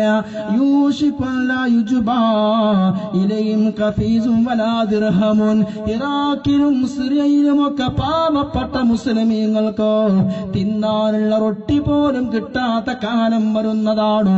ഇന്നതല്ലേ സിറിയയിൽ കണ്ടുകൊണ്ടിരിക്കുന്നത്. അഭയാർത്ഥി ക്യാമ്പുകളിൽ പാവപ്പെട്ട മുസ്ലിം കുഞ്ഞുങ്ങള് പാവങ്ങൾ ഉണക്കറൊട്ടിക്ക് വേണ്ടി കൈനീട്ടുമ്പോ അല്ലാഹുവിന്റെ റസൂല് പറയുന്നു, അവർക്ക് റൊട്ടി പോലും കിട്ടുകയില്ല. അന്നേരം സ്വഹാബികൾ ചോദിച്ചു, നബിയെ, ആരാണ് അവർക്ക് ഉപരോധം ഏർപ്പെടുത്തുക? ആരാണ് മുസ്ലിമീങ്ങൾക്ക് ഇതൊന്നും നൽകാതെ തടഞ്ഞു വെക്കുക? നബി തങ്ങൾ പറയുന്നു, മിൻ ഖിബലിൽ അജമി. ആരായിരിക്കുമെന്നോ? മറ്റൊരു ഹദീസ് മിൻ ഖിബലിർ റൂം, അമേരിക്കയും ബ്രിട്ടനുമാണ്, യൂറോപ്യൻ രാജ്യങ്ങളാണ്. ഇതെല്ലാം മുസ്ലിമീങ്ങളെ തൊട്ട് തടഞ്ഞു വെക്കലെന്ന് മുഹമ്മദ് മുസ്തഫ നബി തങ്ങളാ പറഞ്ഞ പ്രവചനം അതാ ഇന്ന് ലോകത്ത് കണ്ടുകൊണ്ടിരിക്കുന്നത്. ഈ ഉപരോധങ്ങൾ മുഴുവനും അവരല്ലേ നടത്തുന്നത്? പിന്നെ അല്ലാഹുവിന്റെ നബി തങ്ങൾ പറയുകയാണ്, ഫയകൂനു റീഹുൽ ഖുബ്സി അത്യബ മിൻ റീഹിൽ മിസ്കീ. കസ്തൂരിയുടെ സുഗന്ധത്തിനേക്കാൾ ഉണക്കറൊട്ടിയുടെ വാസന മുസ്ലിമീങ്ങൾക്ക് ഇഷ്ടമാകുന്ന കാലം വരും. അത്രയും വലിയ ദാരിദ്ര്യം വരുമെന്ന് പറയുമ്പോ ജൂതപ്പടയുടെ തീത്തുപ്പുന്ന പീരങ്കികൾക്ക് മുമ്പിൽ വരമാറ് കാട്ടി പടഞ്ഞു മരിച്ചു കൊണ്ടിരിക്കുന്ന പാവപ്പെട്ട മുസ്ലിമീങ്ങള് ഉണക്കറൊട്ടിക്ക് വേണ്ടി സാധാരണ പെൺകുട്ടികളെ കച്ചവടം നടത്തുന്നു എന്ന് പത്രം റിപ്പോർട്ട് ചെയ്തില്ലയോ? ഇതൊക്കെ മഹദി ഇമാമിന്റെ തൊട്ട് മുമ്പ് മുസ്ലിമീങ്ങൾ അനുഭവിക്കേണ്ടി വരുന്ന വിഷമങ്ങളെ കുറിച്ച് മുത്ത് നബിതങ്ങൾ പറഞ്ഞ ഹദീസാണ്. എന്നിട്ട് നബിതങ്ങളെ മറ്റൊരു ഹദീസ് നോക്കൂ നിങ്ങൾ. യകൂനു നബുവ്വതു ഫീകും സുമ്മ യർഫഉഹു അല്ലാഹു ഇദാ ശാഅ യർഫഅഹാ. നീതിയുക്തമായ പ്രവാചകന്റെ ഭരണകാലം ഇവിടെ കടന്നു വരും. ആ നബിതങ്ങളുടെ ഭരണകാലം കഴിഞ്ഞു. നബിതങ്ങൾ പറഞ്ഞു, സുമ്മ തകൂനു ഖിലാഫത്തുൻ അലാ മിൻഹാജിൻ നബുവ. പിന്നെ നബിതങ്ങളുടെ നബുവത്തിന്റെ ഭരണരീതിയിലുള്ള ഖുലഫാ റാഷിദീങ്ങളെ ഭരണം വരും. അതും കഴിഞ്ഞു. നബിതങ്ങൾ പറഞ്ഞു, സുമ്മ യകൂനു മുൽക്കൻ അല്ലാഹ്. പിന്നെ മുസ്ലിം ലോകത്ത് കടിഞ്ഞു തൂങ്ങുന്ന ഭരണം വരും. സുമ്മ തകൂനു മുൽക്കൻ ജിബിരിയ. പിന്നെ മിണ്ടിയാൽ കൊല്ലുന്ന ഭരണം മുസ്ലിം ലോകത്ത് വരുന്നതാണ്. ഇന്ന് എത്രയോ ഇസ്ലാമിക രാജ്യങ്ങളില്ലയോ ആ ഭരണകൂടത്തിനെതിരെ ശബ്ദമുയർത്തിയാൽ വെടിവെച്ച് കൊല്ലുന്നു, കൊന്നുകളയുന്നു. സൗദി അറേബ്യയാവട്ടെ, ബഹ്റൈനാവട്ടെ, ഇതുപോലെയുള്ള ഇന്നത്തെ ഇസ്ലാമിക രാജ്യങ്ങൾ മുഴുവനും രാജഭരണമല്ലയോ? ഇസ്ലാം പൂർണ്ണമായി അംഗീകരിക്കുന്ന ഭരണമല്ലല്ലോ രാജഭരണം. അല്ലേ? നിബിധങ്ങൾ പ്രവചിച്ചു. പിന്നെ യകൂന മുൽക്കൻ അല്ലാഹ്, അധികാരത്തിൽ കടിച്ചു തൂങ്ങുന്ന ഒരു ഭരണം വരും. അല്ലേ? നിങ്ങൾ ചിന്തിക്കണം. സിറിയയിൽ ബശാർ അസദ് രാജിവെച്ചാൽ പ്രശ്നമങ്ങ് പോവും. രാജിവെക്കൂല, പിടിച്ചു തൂങ്ങ. അതിനുവേണ്ടി ലക്ഷങ്ങളെ വെടിവെച്ചങ്ങ് കൊല്ല. യമനിലും അങ്ങനെ തന്നെയായിരുന്നു, എല്ലാ രാജ്യത്തും. അതാ നബിതങ്ങൾ പറയുന്നത്, സുമ്മ തകൂന മുൽക്കൻ സുമ്മ യകൂന മുൽക്കൻ ജിബ്രിയ. മിണ്ടിയാൽ കാച്ചിക്കളയും. അങ്ങനെ അധികാരത്തിൽ കടിച്ചു തൂങ്ങുന്ന ഒരു കാലഘട്ടം മുസ്ലിമീങ്ങൾക്ക് വരാനുണ്ട് മഹദി ഇമാമിന്റെ മുമ്പ്. പിന്നെയോ നബിതങ്ങൾ പറഞ്ഞു, ഇന്ന ദുനിയാ ഇദൻ ഖത്വ ജനാഹ. ദുനിയാവിനൊരു ചിറകുണ്ട്. ഒരു പക്ഷിക്ക് 2 ചിറകുണ്ട്. ആ ചിറകങ്ങറ്റ് വീണാൽ പക്ഷിക്ക് പറക്കാൻ കഴിയില്ല. ഇതുപോലെ ദുനിയാവിന് 2 ചിറകുകളുണ്ട്. ഒരു ചിറക് ഇറാഖാ, മറ്റൊരു ചിറക് ഈജിപ്റ്റാണെന്ന് മുഹമ്മദ് മുസ്തഫ. എന്നിട്ട് നബിതങ്ങൾ പറഞ്ഞു, ഇന്ന ദുനിയാ, തീർച്ചയായും ദുനിയാവ് ഇദൻ ദുനിയാവിന്റെ രണ്ട് ചിറകുകളും കൊഴിഞ്ഞു പോയാൽ, ഇറാഖും ഈജിപ്തും തകർന്നു പോയാൽ, ഈ ദുനിയാവ് നശിച്ചു പോകുന്നതാണ്. ഇറാഖും ഈജിപ്തുമാണ് ലോകത്തിന്റെ ചിറകെന്ന് പറയുമ്പോ, ഇറാഖിലാണല്ലോ പല പ്രവാചകന്മാരും കടന്നു വന്നത്, ഈജിപ്തിലാണല്ലോ വേറെ പ്രവാചകന്മാർ കടന്നു വന്നത്. ഈജിപ്തിലാണ് യൂസുഫ് നബി അലൈഹിസ്സലാം കടന്നു വന്നത്, ഇറാഖിലാണല്ലോ നൂഹ് നബിയും ഇബ്രാഹിം നബിയും കടന്നു വന്നത്. ഇസ്ലാമിക സംസ്കാരത്തിന്റെ കേന്ദ്രങ്ങളായിരുന്ന ഇറാഖും ഈജിപ്തും തകർന്നാൽ മുസ്ലിം ലോകം തകരുമെന്ന് നബി തങ്ങൾ പറഞ്ഞു. അതേ തകർന്നില്ലേ? ഇറാഖ് തകർന്നു തരിപ്പണമായില്ലയോ? സദ്ദാം ഹുസൈൻ കൊല ചെയ്യപ്പെട്ടില്ലയോ? ഈജിപ്തിലോ ഇസ്ലാമിക ഭരണം പോലും പോയില്ലയോ? ഒക്കെ പത്രം വായിക്കുന്ന ആളുകളാ നിങ്ങൾ.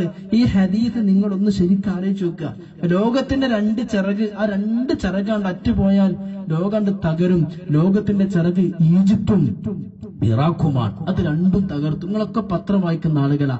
ഈജിപ്തിന്റെ അവസ്ഥ ഇപ്പൊ എന്താ? അതുപോലത്തെ ഇറാഖിന്റെ അവസ്ഥ എന്താ? പ്രിയപ്പെട്ട മുഅ്മിനീങ്ങൾ, ഒന്ന് ചിന്തിച്ചു നോക്കൂ നിങ്ങൾ. മുഹമ്മദ് മുർസി അധികാരത്തിലേറി ഉടനെ തന്നെ തുടച്ചു നീക്കി.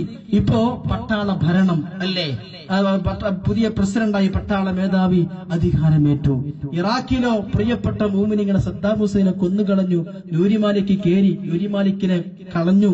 ഇപ്പോ മറ്റൊരു വ്യക്തി ഇന്ന് പ്രസിഡന്റായി അവരോധിക്കപ്പെടുന്നു, പ്രധാനമന്ത്രിയാകുന്നു. മുസ്ലിം ഇന്നിവിടെ മുഴുവൻ അരാജകത്വം നടമാടിക്കൊണ്ടിരിക്കുന്നു. പട്ടാളക്കാരും മുഴുവനും ബ്രിട്ടീഷുകാരും അമേരിക്കക്കാരും നിബിധങ്ങൾ ഇങ്ങനെ പ്രവചിക്കുകയാ. എന്നിട്ടോ അള്ളാഹുവിന്റെ ഹബീബ് പഠിപ്പിക്കുകയാണ്, ഇസ്ലാമിക രാജ്യങ്ങൾ എവിടെയും നീതി ഉണ്ടാവുകയില്ല, എവിടെയും നീതി ഉണ്ടാകൂല. എവിടെയും അക്രമമാകും. എല്ലാരെ മൊബൈലിലും കാണാം, ചെറുപ്പക്കാരെ വാട്സപ്പുകളിൽ മുഴുവനും കാണാം, ഫേസ്ബുക്കിൽ ധാരാളം ഫോട്ടോകൾ കാണാം. നിരത്തി വെച്ചിട്ട് ഇങ്ങനെ വെടിവെച്ച് കൊല്ലുക. മുസ്ലിമീങ്ങൾ തന്നെ ഇങ്ങനെ നിരത്തി വെച്ചിട്ട് എല്ലാരും കണ്ണു കെട്ടിയിട്ട് തലയിലേക്ക് ശരിക്കങ്ങനെ ഷൂട്ട് ചെയ്ത് ഇഞ്ചിഞ്ചായി അവിടെ തന്നെ പെടഞ്ഞു മരിക്കുന്ന രംഗം. അതുപോലെ വാലെടുത്തിട്ട് പൂർണ്ണമായിട്ട് കൈത്ത് അറുത്തുകൊള്ളുന്ന രംഗം. മുസ്ലിമീങ്ങളെ വ്യഭിചരിച്ചു എന്ന് പറഞ്ഞ് പെണ്ണുങ്ങളെ കല്ലെറിഞ്ഞ് കൊല്ലുന്ന രംഗം. ഇതൊന്നും ഒരു ഇസ്ലാമിക റിപ്പബ്ലിക്കിൽ ഞാനാണ് ഖലീഫ എന്ന് പറഞ്ഞ അബൂബക്കർ ബഗ്ദാദി എന്ന് പറയുന്ന ഒരു വലിയ മനുഷ്യൻ ഇസ്ലാമിക ഭരണാധികാരി ഞാനാണെന്നും പറഞ്ഞ് അധികാരമേൽക്കുന്നു. എന്നിട്ട് കട്ടവന്റെ കൈ അവരങ്ങ് മുറിക്കുക, വ്യഭിചരിച്ചു എന്ന് പറഞ്ഞ് എറിഞ്ഞങ്ങ് കൊല്ലുക. അതുപോലെ തന്നെ എന്ത് തെറ്റ് ചെയ്ത ആളുകളെയും തലയെറുത്ത് കൊല്ലുക. ഇങ്ങനെ പൂർണ്ണമായി അക്രമങ്ങൾ ധാരാളം അവിടെ നാം വർദ്ധിച്ചതായി കാണുന്നു. ഇറാഖിലൊക്കെ കുർദ് വംശജരെ ചെയ്തത്, അതുപോലെ തന്നെ തിരിച്ചു ഷിയാക്കളെ ഇവര് ചെയ്തൊക്കെ വെടിവെച്ച് കൊല്ലുക, അരിച്ചു കൊല്ലുക, കത്തികൊണ്ട് വെട്ടിക്കൊല്ലുക, തലയെറുത്ത് കൊല്ലുക. നബിതങ്ങളെ പ്രവചനം നോക്കൂ നിങ്ങൾ. പിന്നെയോ വ്യഭിചാരം അധികരിക്കും, ധാരാളമായിട്ട് അധികരിക്കും. കള്ളസാക്ഷിത്വം അധികരിക്കും, കള്ളസാക്ഷിത്വം ധാരാളമായിട്ട് അധികരിക്കും.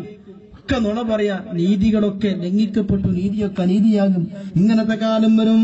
അല്ലാഹു നബിതങ്ങൾ പറയുകയാണ് സുഹാബത്തിനോട്, സുഹാബാ ഇന്നകും ബുതലീതും ബിഫിത്നതി നിങ്ങൾക്ക് ധാരാളം ബുദ്ധിമുട്ടും പ്രയാസങ്ങളും വന്നപ്പോ നിങ്ങളൊക്കെ ക്ഷമിച്ചിരുന്നല്ലോ. എന്നാൽ അവസാന നാളാകുമ്പോ സതുബ്തലൂന ബിഫിത്നതി സറാ മുസ്ലിമീങ്ങൾക്ക് അല്ലാഹു സന്തോഷവും പണത്തിന്റെ ആധിപത്യവും കൊടുക്കുന്നതാണ്. അപ്പോൾ അവർ അല്ലാഹുവിനെ മറന്നുപോകും. എന്നിട്ടോ അല്ലാഹനെ മറന്നവർ ധിക്കാരികളാകും. ഇന്ന് സൗദിക്കുള്ള പണം കൊടുത്തില്ലയോ? സ്വർണത്തിന്റെ മളകളില്ലയോ? പെട്രോളും ഡീസലും ലോകത്തെ ഏറ്റവും അധികം അറേബ്യൻ രാജ്യങ്ങളിലല്ലയോ? ലോകത്തെ ഏറ്റവും അധികം ഊർജ്ജ പ്രതിസന്ധി നേരിടുന്ന രാജ്യം അമേരിക്കയാണ്. ഏറ്റവും അധികം പെട്രോളും ഡീസലും എവിടെയാണ്? സൗദി അറേബ്യയിലും UAE-യിലും ഖത്തറിലും ഒമാനിലും UAE-യിലും ഇറാഖിലും ഒക്കെയാണ്. ഏറ്റവും അധികം പണമല്ല കൊടുത്തു. ഏറ്റവും അധികം പെട്രോളും ഡീസലും സ്വർണത്തിന്റെ കണികളും മലകളും ഒക്കെ അവിടെ. നബിതങ്ങൾ പറയാ, ഇത് കിട്ടുമ്പോ നിങ്ങൾ അള്ളാഹ്നങ്ങ് മതി മറന്നു പോകും. എന്നിട്ടോ അള്ളാഹു നബിതങ്ങൾ പറഞ്ഞു, ഇദാ ലബിസത്തിൻ നിസാ വൽ അബതാ അബതൽ ലമനി വശാം ഈ അറേബ്യൻ രാജ്യങ്ങളെ പെണ്ണുങ്ങൾ മുഴുവനും ഏറ്റവും അധികം സൗന്ദര്യവർദ്ധക വസ്തുക്കൾ ഉപയോഗിക്കുന്നവരും ഏറ്റവും വില കൂടിയ ഡ്രസ്സ് ഉപയോഗിക്കുന്നവരുമായി തരം താന്നു പോകും. ലോകത്തെ ഏറ്റവും അധികം ഭംഗി കൂട്ടിയിട്ട് ഫാഷൻ പരേഡ് പോലെ ഡ്രസ്സ് ധരിക്കുന്ന ആളുകൾ അറബി പെണ്ണുങ്ങളാണ്. അല്ലാഹുവിന്റെ നിബിധങ്ങൾ പ്രവചിക്കുക, ഏറ്റവും മുന്തിയ ഡ്രസ്സ് അവർ ധരിക്കുള്ളൂ. പിന്നെയോ അല്ലാഹുവിന്റെ നിബിധങ്ങൾ അവർക്ക് ധാരാളം പണം പൈസ വേണം, ഇവ മാത്രം അവർ കഴിഞ്ഞുകൂടും. പാവപ്പെട്ട ഭർത്താക്കന്മാരോട് നിർബന്ധിച്ച് പലതും അവർ വാങ്ങിക്കുകയും ചെയ്യും. ഭർത്താക്കന്മാരടങ്ങാറാക്കും. മാത്രമല്ല, എനിക്ക് ഫ്ലാറ്റ് വേണം, കാറ് വേണം, വേറെ ഒരുപാട് സമ്പത്ത് വേണം, എങ്കിലേ കെട്ടാൻ പറ്റൂ എന്ന് പറഞ്ഞ് കല്യാണം കഴിക്കാൻ കഴിയാത്ത എത്രയോ ആയിരക്കണക്കിന് അറബികളുണ്ട്. നമ്മുടെ രാജ്യത്തെ പോലല്ല. ഒരു പെണ്ണ് കെട്ടാൻ മഹർ ധാരാളം ചോദിക്കാണ് പെണ്ണുങ്ങള്. ഒരു ഫ്ലാറ്റ് വേണം, ഒരു കാറ് വേണം, കോടിക്കണക്കിന് സ്വത്ത് വേണം, സ്വർണം വേണം. ഇതൊന്നും കൊടുക്കാൻ കഴിയാത്തതിന്റെ പേരിൽ 40ഉം 45ഉം വയസ്സായിട്ട് പെണ്ണ് കെട്ടാൻ കഴിയാത്ത എത്രയോ അറബികൾ ഇറാഖിലും അതുപോലെ പ്രിയപ്പെട്ടവരെ മിസ്രിലും സൗദി അറേബ്യയിലൊക്കെ ഉണ്ട്. ഇതൊക്കെ നിബിധങ്ങൾ പഠിപ്പിച്ചു. എന്നിട്ടോ അല്ലാഹുവിന്റെ നിബിധങ്ങൾ പറയുകയാണ്, ഈ ഒരു കാലഘട്ടം വന്നാൽ നിബിധങ്ങൾ കൈ ചൂണ്ടിയിട്ട് പറഞ്ഞു, ഇസ്ലാമിന്റെ ശത്രുക്കൾ മുസ്ലിമീങ്ങൾക്കെതിരെ ഒരുമിച്ച് കൂടുന്നതാണ്. ശരിയാണല്ലോ. ഇന്ന് അമേരിക്കന്റെ പട്ടാളക്കാർ ഏറ്റവും അധികം പോറ്റുന്നത് സൗദി അറേബ്യയാണ്. അമേരിക്കൻ പട്ടാളത്തിന് ഏറ്റവും അധികം പോറ്റുന്നത്, അതിന്റെ 60% ഭക്ഷണം കൊടുക്കുന്നത് സൗദിയും കുവൈറ്റും ഒക്കെയാണ്. അല്ലാഹുവിന്റെ നിബിധങ്ങൾ പഠിപ്പിച്ചു പ്രവചിക്കുകയും ചെയ്തു. പിന്നെ അല്ലാഹുവിന്റെ നിബിധങ്ങൾ പറയുകയാണ്, പിന്നെ മുസ്ലിമീങ്ങൾക്കിടയിലും പാശ്ചാത്യ രാജ്യങ്ങൾക്കിടയിലും സൈനിക കരാറുണ്ടാക്കുന്നതാണ്. മുസ്ലിമീങ്ങൾക്കിടയിലും അറേബ്യൻ രാജ്യങ്ങൾക്കിടയിലും അമേരിക്കൻ ബ്രിട്ടൻ രാജ്യങ്ങൾക്കിടയിലും പ്രിയമുള്ളവരെ സൈനിക കരാറുണ്ടാക്കുന്നതാണ്. അല്ലാഹുവിന്റെ നബിതങ്ങളുടെ വാഗ്ദാനമാണ്, നബിതങ്ങളുടെ പ്രവചനമാണ്. പിന്നെ നിങ്ങൾക്കിടയിലൊരു സന്ധി ഉണ്ടാകും, കരാറുണ്ടാകും. പാശ്ചാത്യ രാജ്യങ്ങൾക്കിടയിലും കരാറുണ്ടാകും. ഇന്ന് അമേരിക്കയും സൗദിയും തമ്മിൽ കരാറുണ്ടല്ലോ. ഇന്ന് അമേരിക്കയും ഈജിപ്തും തമ്മിൽ കരാറുണ്ടല്ലോ. അമേരിക്കയും ഇറാഖും തമ്മിൽ കരാറുണ്ടല്ലോ. ഇങ്ങനെ എല്ലാ അറേബ്യൻ രാജ്യങ്ങളും കരാറുണ്ടാക്കിക്കൊണ്ടിരിക്കുന്നു. എന്നിട്ട് 14 മുമ്പ് അല്ലാഹുവിന്റെ നബിതങ്ങൾ പറയുകയാണ്, പക്ഷേ കരാറുണ്ടാക്കിയാലും പാശ്ചാത്യ രാജ്യങ്ങൾ ആ കരാറ് പൊളിക്കുന്നതാണ്. അമേരിക്കയും യൂറോപ്യൻ രാജ്യങ്ങളും കരാറ് തകർക്കുന്നതാണ്. അങ്ങനെ പാശ്ചാത്യ രാജ്യം, പാശ്ചാത്യ പട്ടാളക്കാരിറങ്ങി വരും. മദീനയിലും സൗദി അറേബ്യയുടെ സ്ഥലങ്ങളെ പേരാണ് വിധങ്ങൾ പറഞ്ഞത്. മുസ്ലിം രാജ്യങ്ങൾക്കിടയിൽ ആ പാശ്ചാത്യ രാജ്യങ്ങൾ ഇടപെടുന്നതാണ്. നോക്കണേ നിങ്ങൾ, ലോകത്തിന്റെ നേതാവ് പറഞ്ഞത്, അവിടുന്ന് 14 മുമ്പ് പറഞ്ഞത്. ഇന്ന് അങ്ങനെ തന്നെ നടന്നില്ലയോ? അറബികളും പാശ്ചാത്യ രാജ്യങ്ങളും കരാറുണ്ടാക്കുമെന്നും പിന്നെ അവർ ആ കരാർ ഓരോന്ന് ലംഘിക്കുമെന്നും ഇസ്ലാമിക രാജ്യത്തവർ ഇറങ്ങി വരുമെന്നും മുഹമ്മദ് മുസ്തഫ സല്ലല്ലാഹു അലൈഹി വസല്ലം എത്ര കൃത്യമായിട്ട് നബിതങ്ങൾ പഠിപ്പിക്കാം. നോക്കൂ നിങ്ങൾ ഹദീസിന്റെ ഭാഗം,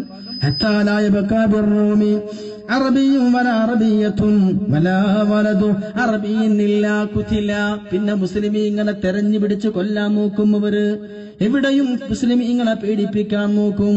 ഒരു അറബിയുണ്ടോ, അറബിച്ചയുണ്ടോ, കൊന്നു കളഞ്ഞിട്ടല്ലാതെ അവർക്ക് സമാധാനമുണ്ടാവുകയില്ല. പ്രിയമുള്ളവരെ, പത്രം വായിക്കുന്നു. പക്ഷേ വായിക്കുന്നതിനേക്കാൾ അപ്പുറം ധാരാളം എന്തൊക്കെയോ നടന്നുകൊണ്ടിരിക്കുന്നു. ലോകത്തെ എല്ലാ വാർത്തകളും നിയന്ത്രിക്കുന്നത് അവരല്ലയോ? സത്യമൊക്കെ മൂടിവെക്കപ്പെടുകയാണ്. നബി തങ്ങൾ പറഞ്ഞു, സ്വഹാബാ, ഖിയാമത്ത് നാൾ വരുമ്പോ ലോകത്ത് 4 ഫിത്നകൾ വരാനുണ്ട്. ലോകത്ത് 4 ഫിത്നകൾ വരാനുണ്ട്. ഒന്നാമത്തെ ഫിത്ന യുസ്തഹല്ലു ഫീഹ ദിമാ, മുസ്ലിമീങ്ങളുടെ രക്തം അവർ അനുവദനീയമാക്കുന്നതാണ്. മുസ്ലിമീങ്ങളുടെ രക്തം കൊണ്ട് കൈ കഴുകുന്നതാണ്. പിന്നെയോ നബി തങ്ങൾ പറയുന്നു, രണ്ടാമത്തെ ഫിത്ന യുസ്തഹല്ലു ഫീഹ ദിമാ വൽ അംവാൽ, രക്തം മാത്രമല്ല സമ്പത്തും, മുസ്ലിമീങ്ങളുടെ സമ്പത്തും അവർ പിടിച്ചടക്കുന്നതാണ്. മൂന്നാമത്തെ ഫിത്ന അദ്ദിമാ വൽ അംവാൽ വൽ ഫുറൂജ്, രക്തവും സമ്പത്തും പിന്നെയോ സ്ത്രീകളെയും അവർ കീഴടക്കുന്നതാണ്. പാവപ്പെട്ട ഫലസ്തീനിലെ 10,000-കണക്കിന് മുസ്ലിം സഹോദരികളാണ് ജൂതപ്പടയാളികളാൽ ഇന്ന് ബലാത്സംഗം ചെയ്യപ്പെടുന്നത്. സുബ്ഹാനല്ലാഹ്, ഇറാഖിലെ പാവപ്പെട്ട മുസ്ലിം ഉമ്മമാരല്ലയോ അവരുടെ നരനായാട്ടുകൾക്ക് വിധേയരായി കൊണ്ടിരിക്കുന്നത്. നബി തങ്ങൾ പറഞ്ഞു, മുസ്ലിമീങ്ങളെ സമ്പത്ത് മാത്രമല്ല, അവരുടെ രക്തം മാത്രമല്ല, പിന്നെയോ വൽ ഫുറൂജ്, മുസ്ലിം സ്ത്രീകളെ പോലും അവർ കൈയടക്കി വെക്കുന്നതാണ്. പിന്നെ നബി തങ്ങൾ 4ാമത്തെ ഫിത്നയെ കുറിച്ച് പറയുന്നത് സുമ്മാൻയാ തമൂറ മൗറൽ മൗജി ഫിൽ ബഹരി, വലിയ സമുദ്രത്തിൽ നോക്കിയാൽ തിരമാലകൾ ഇങ്ങനെ അടിഞ്ഞു പോകുന്ന പോലെ, തിരമാലകളെ പോലെ മുസ്ലിം ലോകത്ത് മൊത്തം അവർ ഫിത്ന അടിച്ച് പരത്തുന്നതാണ്. എവിടെയും ഫിത്നയായിരിക്കും, എവിടെയും പ്രശ്നങ്ങളായിരിക്കും, എല്ലാത്തിന്റെ പിന്നിലും അവരാണ്. അങ്ങനെയാണ് ഇന്ന് IS തീവ്രവാദികൾ അതിന്റെ പിന്നിലും അവരാണ്. അള്ളാഹുവിന്റെ മുത്തുനബി തങ്ങൾ പറയുകയാണ്, എന്നിട്ട് തുതീഫു ബിശാമി വതവസൽ ഇറാഖ്, ഇറാഖിലും സിറിയയിലും ഫലസ്തീനിലുമൊക്കെ ഈ ഫിത്നയങ്ങ് വ്യാപിക്കുമെന്ന് നബിയുനാ മുഹമ്മദ് മുസ്തഫ. എന്നിട്ട് പറയുന്നു, ലാ യസ്തതിഉ അഹദും മിനന്നാസി യകൂനു ഫിഹാ മഹ്മഹ്, നിർത്തു എന്ന് പറയാൻ ധൈര്യമുള്ള ഒരു മുസൽമാനും അന്നുണ്ടാവുകയില്ല. ഫലസ്തീനിലും പ്രിയപ്പെട്ടവരെ ലിബിയയിലും ലബനാദിലുമൊക്കെ ഇസ്രായേലും മറ്റും നരനായാട്ട് നടത്തുമ്പോൾ നിർത്തു എന്ന് പറയാൻ ലോകത്തൊരാൾ പോലുമില്ല. ബറാക് ഒബാമയുണ്ടോ, പ്രിയപ്പെട്ടവരെ UN സെക്രട്ടറി ഉണ്ടാരും തന്നെയില്ല. നബി തങ്ങൾ പറഞ്ഞു, മതി എന്ന് പറയാൻ ചങ്കൂറ്റമുള്ള ഒരാളും അന്ന് ലോകത്തുണ്ടാവുകയില്ല എന്ന് നബിയുനാ മുഹമ്മദ് മുസ്തഫ. നബി തങ്ങൾ പറഞ്ഞു, അക്കാലത്ത് മുസ്ലിമീങ്ങളിൽ നിന്ന് തന്നെ ഒരു കൂട്ടം ഇസ്ലാമിന് എതിരായി വരുമെന്ന് മുഹമ്മദ് മുസ്തഫ. അതായത് ഒരു കാലത്ത് ഇസ്ലാമിക ഭരണത്തിന്റെ കേന്ദ്രം തുർക്കിയായിരുന്നു, ഇസ്ലാമിക സംസ്കാരത്തിന്റെ കേന്ദ്രം തുർക്കിയായിരുന്നു. എന്നാൽ ഇസ്ലാമിക സംസ്കാരങ്ങൾ മുഴുവനും നശിപ്പിക്കാൻ വേണ്ടിയിട്ടുള്ള ശ്രമങ്ങളോ തുർക്കിയിൽ നിന്നാ കടന്നു വന്നത്. ആദ്യമായി ഖുതുബ പരിഭാഷപ്പെടുത്തിയത് തുർക്കിയല്ലയോ? മുസ്തഫ തുർക്കി എന്ന് പറയുന്ന തുർക്കിയിലെ മുസ്ലിം ഭരണാധികാരിയാണ്. ലോകത്താദ്യമായി ഖുതുബ അറബിയിലാക്കാൻ പാടില്ല, ജനങ്ങൾക്ക് തിരിയുന്ന ഭാഷയാകണമെന്ന് പറഞ്ഞുകൊണ്ട് ജന്മഭാഷയിലേക്ക്, നാട്ടിലെ ഭാഷയിലേക്ക്, മാതൃഭാഷയിലേക്ക് മാറ്റണമെന്ന് പറഞ്ഞ് അറബിയിൽ ഓതിയിരുന്ന മുസ്ലിം ലോകം മൊത്തം അറബിയിൽ ഓതിയിരുന്ന ഖുതുബ ഭാഷയിലേക്ക് മാറ്റണമെന്ന് പറഞ്ഞിട്ട് പരിഭാഷപ്പെടുത്തി തുർക്കിയാണ്. ഇന്നദ്ദീന ഇൻദല്ലാഹിൽ ഇസ്ലാം, അള്ളാഹുവിന്റെ പക്കൽ, അള്ളാന്റെ പക്കൽ സ്വീകരിക്കപ്പെട്ട മതം ഇസ്ലാമാണെന്ന് പറയുന്ന ഖുർആന്റെ ആയത്ത് നിരോധിക്കാൻ തുർക്കി ഗവൺമെന്റ് തീരുമാനിച്ചിരുന്നു. നോക്കണം നിങ്ങൾ, അള്ളാഹുവിന്റെ ഖുർആനിലെ ഒരായത്താണ് ഇന്നദ്ദീന ഇൻദല്ലാഹിൽ ഇസ്ലാം, അള്ളാഹുവിന്റെ പക്കൽ സ്വീകരിക്കപ്പെട്ട മതം ഇസ്ലാമാണ്. ഖുർആന്റെ ഈ ഒരായത്ത് ഇവിടെ സൗഹാർദ്ദത്തിന് എതിരാ, എല്ലാ മതങ്ങളെയും മാനിക്കണമെന്ന് പറഞ്ഞു. ഈ ആയത്ത് നിരോധിക്കണമെന്ന് പറഞ്ഞ് മുന്നോട്ട് വന്ന ഗവൺമെന്റ് തുർക്കി ഗവൺമെന്റ് ആയിരുന്നു. ചിന്തിക്കണം നിങ്ങൾ, അള്ളാഹുവിന്റെ നബി തങ്ങൾ പറയാ പറയുകയാണ്, സ്വഹാബ അമേരിക്കയും ബ്രിട്ടൻ പോലെയുള്ള, നബിതങ്ങൾ അമേരിക്ക എന്ന പദമല്ല പറഞ്ഞത്, റൂം എന്നാണ്. അതുകൊണ്ടുള്ള വിവക്ഷ അമേരിക്കയും ബ്രിട്ടനുമാണ്. നോക്കണം നിങ്ങൾ. എന്നിട്ട് നബിതങ്ങൾ പറയുകയാണ്, അവർക്ക് തുർക്കിയിൽ നിന്നുള്ള മുസ്ലിമീങ്ങളെ സഹായം ചെയ്തു കൊടുക്കും. അതുകൊണ്ട് ഈമാനുള്ള മുസ്ലിമീങ്ങളെ, അന്നത്തെ അവസാന കാലത്ത് ഈമാനുള്ള മുസ്ലിമീങ്ങൾക്ക് ആദ്യം പോരാടേണ്ടി വരുന്നത് തുർക്കികളോടായിരിക്കുമെന്ന് മുഹമ്മദ് മുസ്തഫ. ലാ തഖൂമു സഅതു, ഖിയാമത്ത് നാളെ സംഭവിക്കുകയില്ല. ഹത്താ തുഖാതിലു തുർക്ക, നിങ്ങൾ തുർക്കികളോട് യുദ്ധം ചെയ്യുന്നത് വരെ തുർക്കികളോടാണ് ആദ്യം നിങ്ങൾ യുദ്ധം ചെയ്യേണ്ടി വരിക. യൻസിലു നാസു മിൻ ഉമ്മത്തിൻ നഹരിൻ യുഖാലു ദിജ്ല, ഇറാഖിലെ ടൈഗ്രീസ് നദിയുണ്ടല്ലോ, ഇറാഖിലെ ടൈഗ്രീസ് നദിയുടെ തീരത്ത് തുർക്കികൾ തമ്പടിക്കുമെന്ന് മുഹമ്മദ് മുസ്തഫ. എന്നിട്ട് ഇറാഖിലെ ടൈഗ്രീസ് നദിയുടെ തീരത്ത് തുർക്കികൾ തമ്പടിക്കുകയും മുസ്ലിമീങ്ങളുടെ സമ്പത്ത് കൊള്ളയടിക്കാൻ പാശ്ചാത്യ രാജ്യങ്ങൾക്ക് തുർക്കികൾ സഹായം ചെയ്തു കൊടുക്കുകയും ചെയ്യും. അതുകൊണ്ട് കണ്ണ് ചെറിയ കണ്ണുകളുള്ള ആളുകളാണ് തുർക്കികള്. ആ ചെറിയ കണ്ണുള്ള തുർക്കികളോട് നിങ്ങൾ യുദ്ധം ചെയ്യേണ്ടി വരും. അല്ലാഹുവിന്റെ നബി തങ്ങൾ പറയുന്നു, ഇറാഖിലെ പള്ളികളിൽ തുർക്കികൾ ഒട്ടകങ്ങളെ കുതിരകളെ കെട്ടിയിടുന്ന കാലം വരുമെന്ന് നബിയുനാ മുഹമ്മദ് മുസ്തഫ.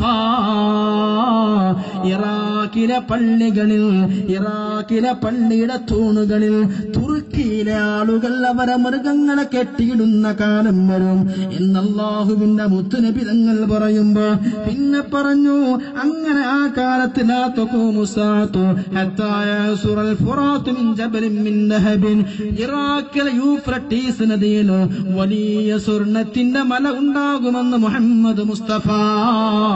ഇറാഖിലെ യൂഫ്രട്ടീസ് നദിയിൽ സ്വർണ്ണ ഖനികളുണ്ട് എന്ന് ഇന്ന് അമേരിക്ക കണ്ടെത്തിയിട്ടുണ്ട്.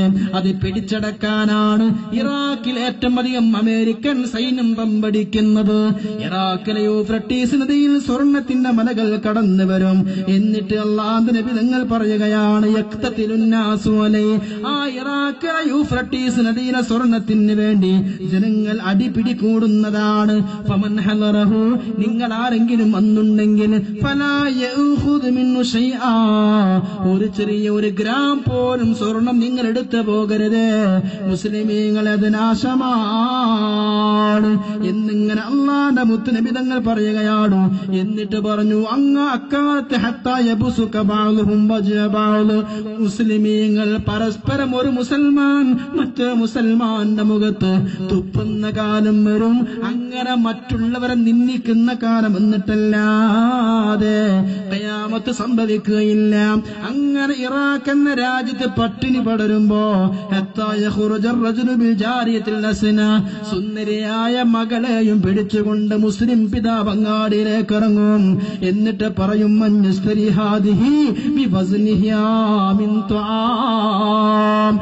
ബ്രിട്ടീഷ് പട്ടാളക്കാരെ, അമേരിക്കൻ പട്ടാളക്കാരാ, എന്റെ ഈ സുന്ദരിയായ മകളുടെ ഭാരം എത്രയാണോ അത്ര അരിതെന്നാൽ ഇവിടെ നിങ്ങൾക്ക് ഞാൻ വിട്ടുതരാമെന്ന് ഇറാഖിൽ അറബികൾ പറയുന്ന കാലം വരുമെന്ന് മുഹമ്മദ് മുസ്തഫ. പട്ടിണി കാരണം വീട്ടിൽ നിന്നൊരു പെൺകുട്ടിയെ പിതാവ് പുറത്തു കൊണ്ടുവരും, സ്വന്തം മകളെ. എന്നിട്ട് ചോദിക്കും, ഈ മകൾ എത്ര കിലോ ഉണ്ട്? 60 കിലോയുള്ള മകളാണോ? 60 കിലോ ധാന്യം തരൂ, ഇവളെ തരാ. 40 കിലോയുള്ള മകളാണോ? 40 കിലോ അരി തരൂ, ഇവളെ തരാമെന്ന് പറഞ്ഞു. അങ്ങനെ അരിക്ക് വേണ്ടി മകളെ കൊണ്ട് വിൽപ്പന നടത്തുന്ന കാലം വരുമെന്ന് നബിയുനാ മുഹമ്മദ് മുസ്തഫ. ഇങ്ങനെ ലോകം മുഴുവനും ഫിത്നയാണ്. മുസ്ലിമീങ്ങൾക്ക് വിഷമങ്ങളും പ്രയാസങ്ങളും ബുദ്ധിമുട്ടുകളുമാകുമ്പോ നബി തങ്ങൾ പറയുന്ന അക്കാലത്ത് ലോകത്തെ മുഴുവൻ മുസ്ലിമീങ്ങൾക്കെതിരെ ഒരു വലിയ ഭരണാധികാരി രംഗത്ത് വരുന്നതാണ്. ഏകദേശം ഇരുണ്ട മുഖമുള്ള കണ്ണിൽ പ്രത്യേക തരം അടയാളങ്ങളുള്ള ഒരു വലിയ തമ്മാടി മുസ്ലിം രാജ്യങ്ങളെ നശിപ്പിക്കാൻ വരുമ്പോ ലോകത്തെ മുസ്ലിമീങ്ങൾ മുഴുവനും വലിയ നാശത്തിനും വിഷമത്തിനും പ്രയാസത്തിനും ദുരിതത്തിനും പ്രതിസന്ധിയിലുമാകുമ്പോ മുസ്ലിമീങ്ങൾ മുഴുവനും യോഗം കൂടിയിട്ട് ദുആ ചെയ്യുമത്രേ, അല്ലാഹ് ഞങ്ങൾക്കൊരു നായകനില്ലല്ലോ, ഞങ്ങൾക്കൊരു നേതൃത്വമില്ല, അല്ലാഹ് ഞങ്ങൾക്കൊരു നായകനെ വേണം, ഞങ്ങൾക്കൊരു നേതൃത്വം വേണമെന്ന് പൊട്ടിക്കരഞ്ഞ് ദുആ ചെയ്തുകൊണ്ട് ലോക മുസ്ലിമീങ്ങളും നേരെ യോഗം കൂടുമെന്ന് മുഹമ്മദ് മുസ്തഫ. അങ്ങനെ ലോക മുസ്ലിമീങ്ങൾ ദുആ ചെയ്യാൻ ലോകം കൂടുമ്പോ അത് ഇസ്ലാമിനെ നശിപ്പിക്കുന്ന ഭരണാധികാരി മണത്തറിയുകയും 2000 പട്ടാളക്കാരെ പറഞ്ഞയച്ചുകൊണ്ട് അവരെ കൊന്നുകളയാൻ പറയും.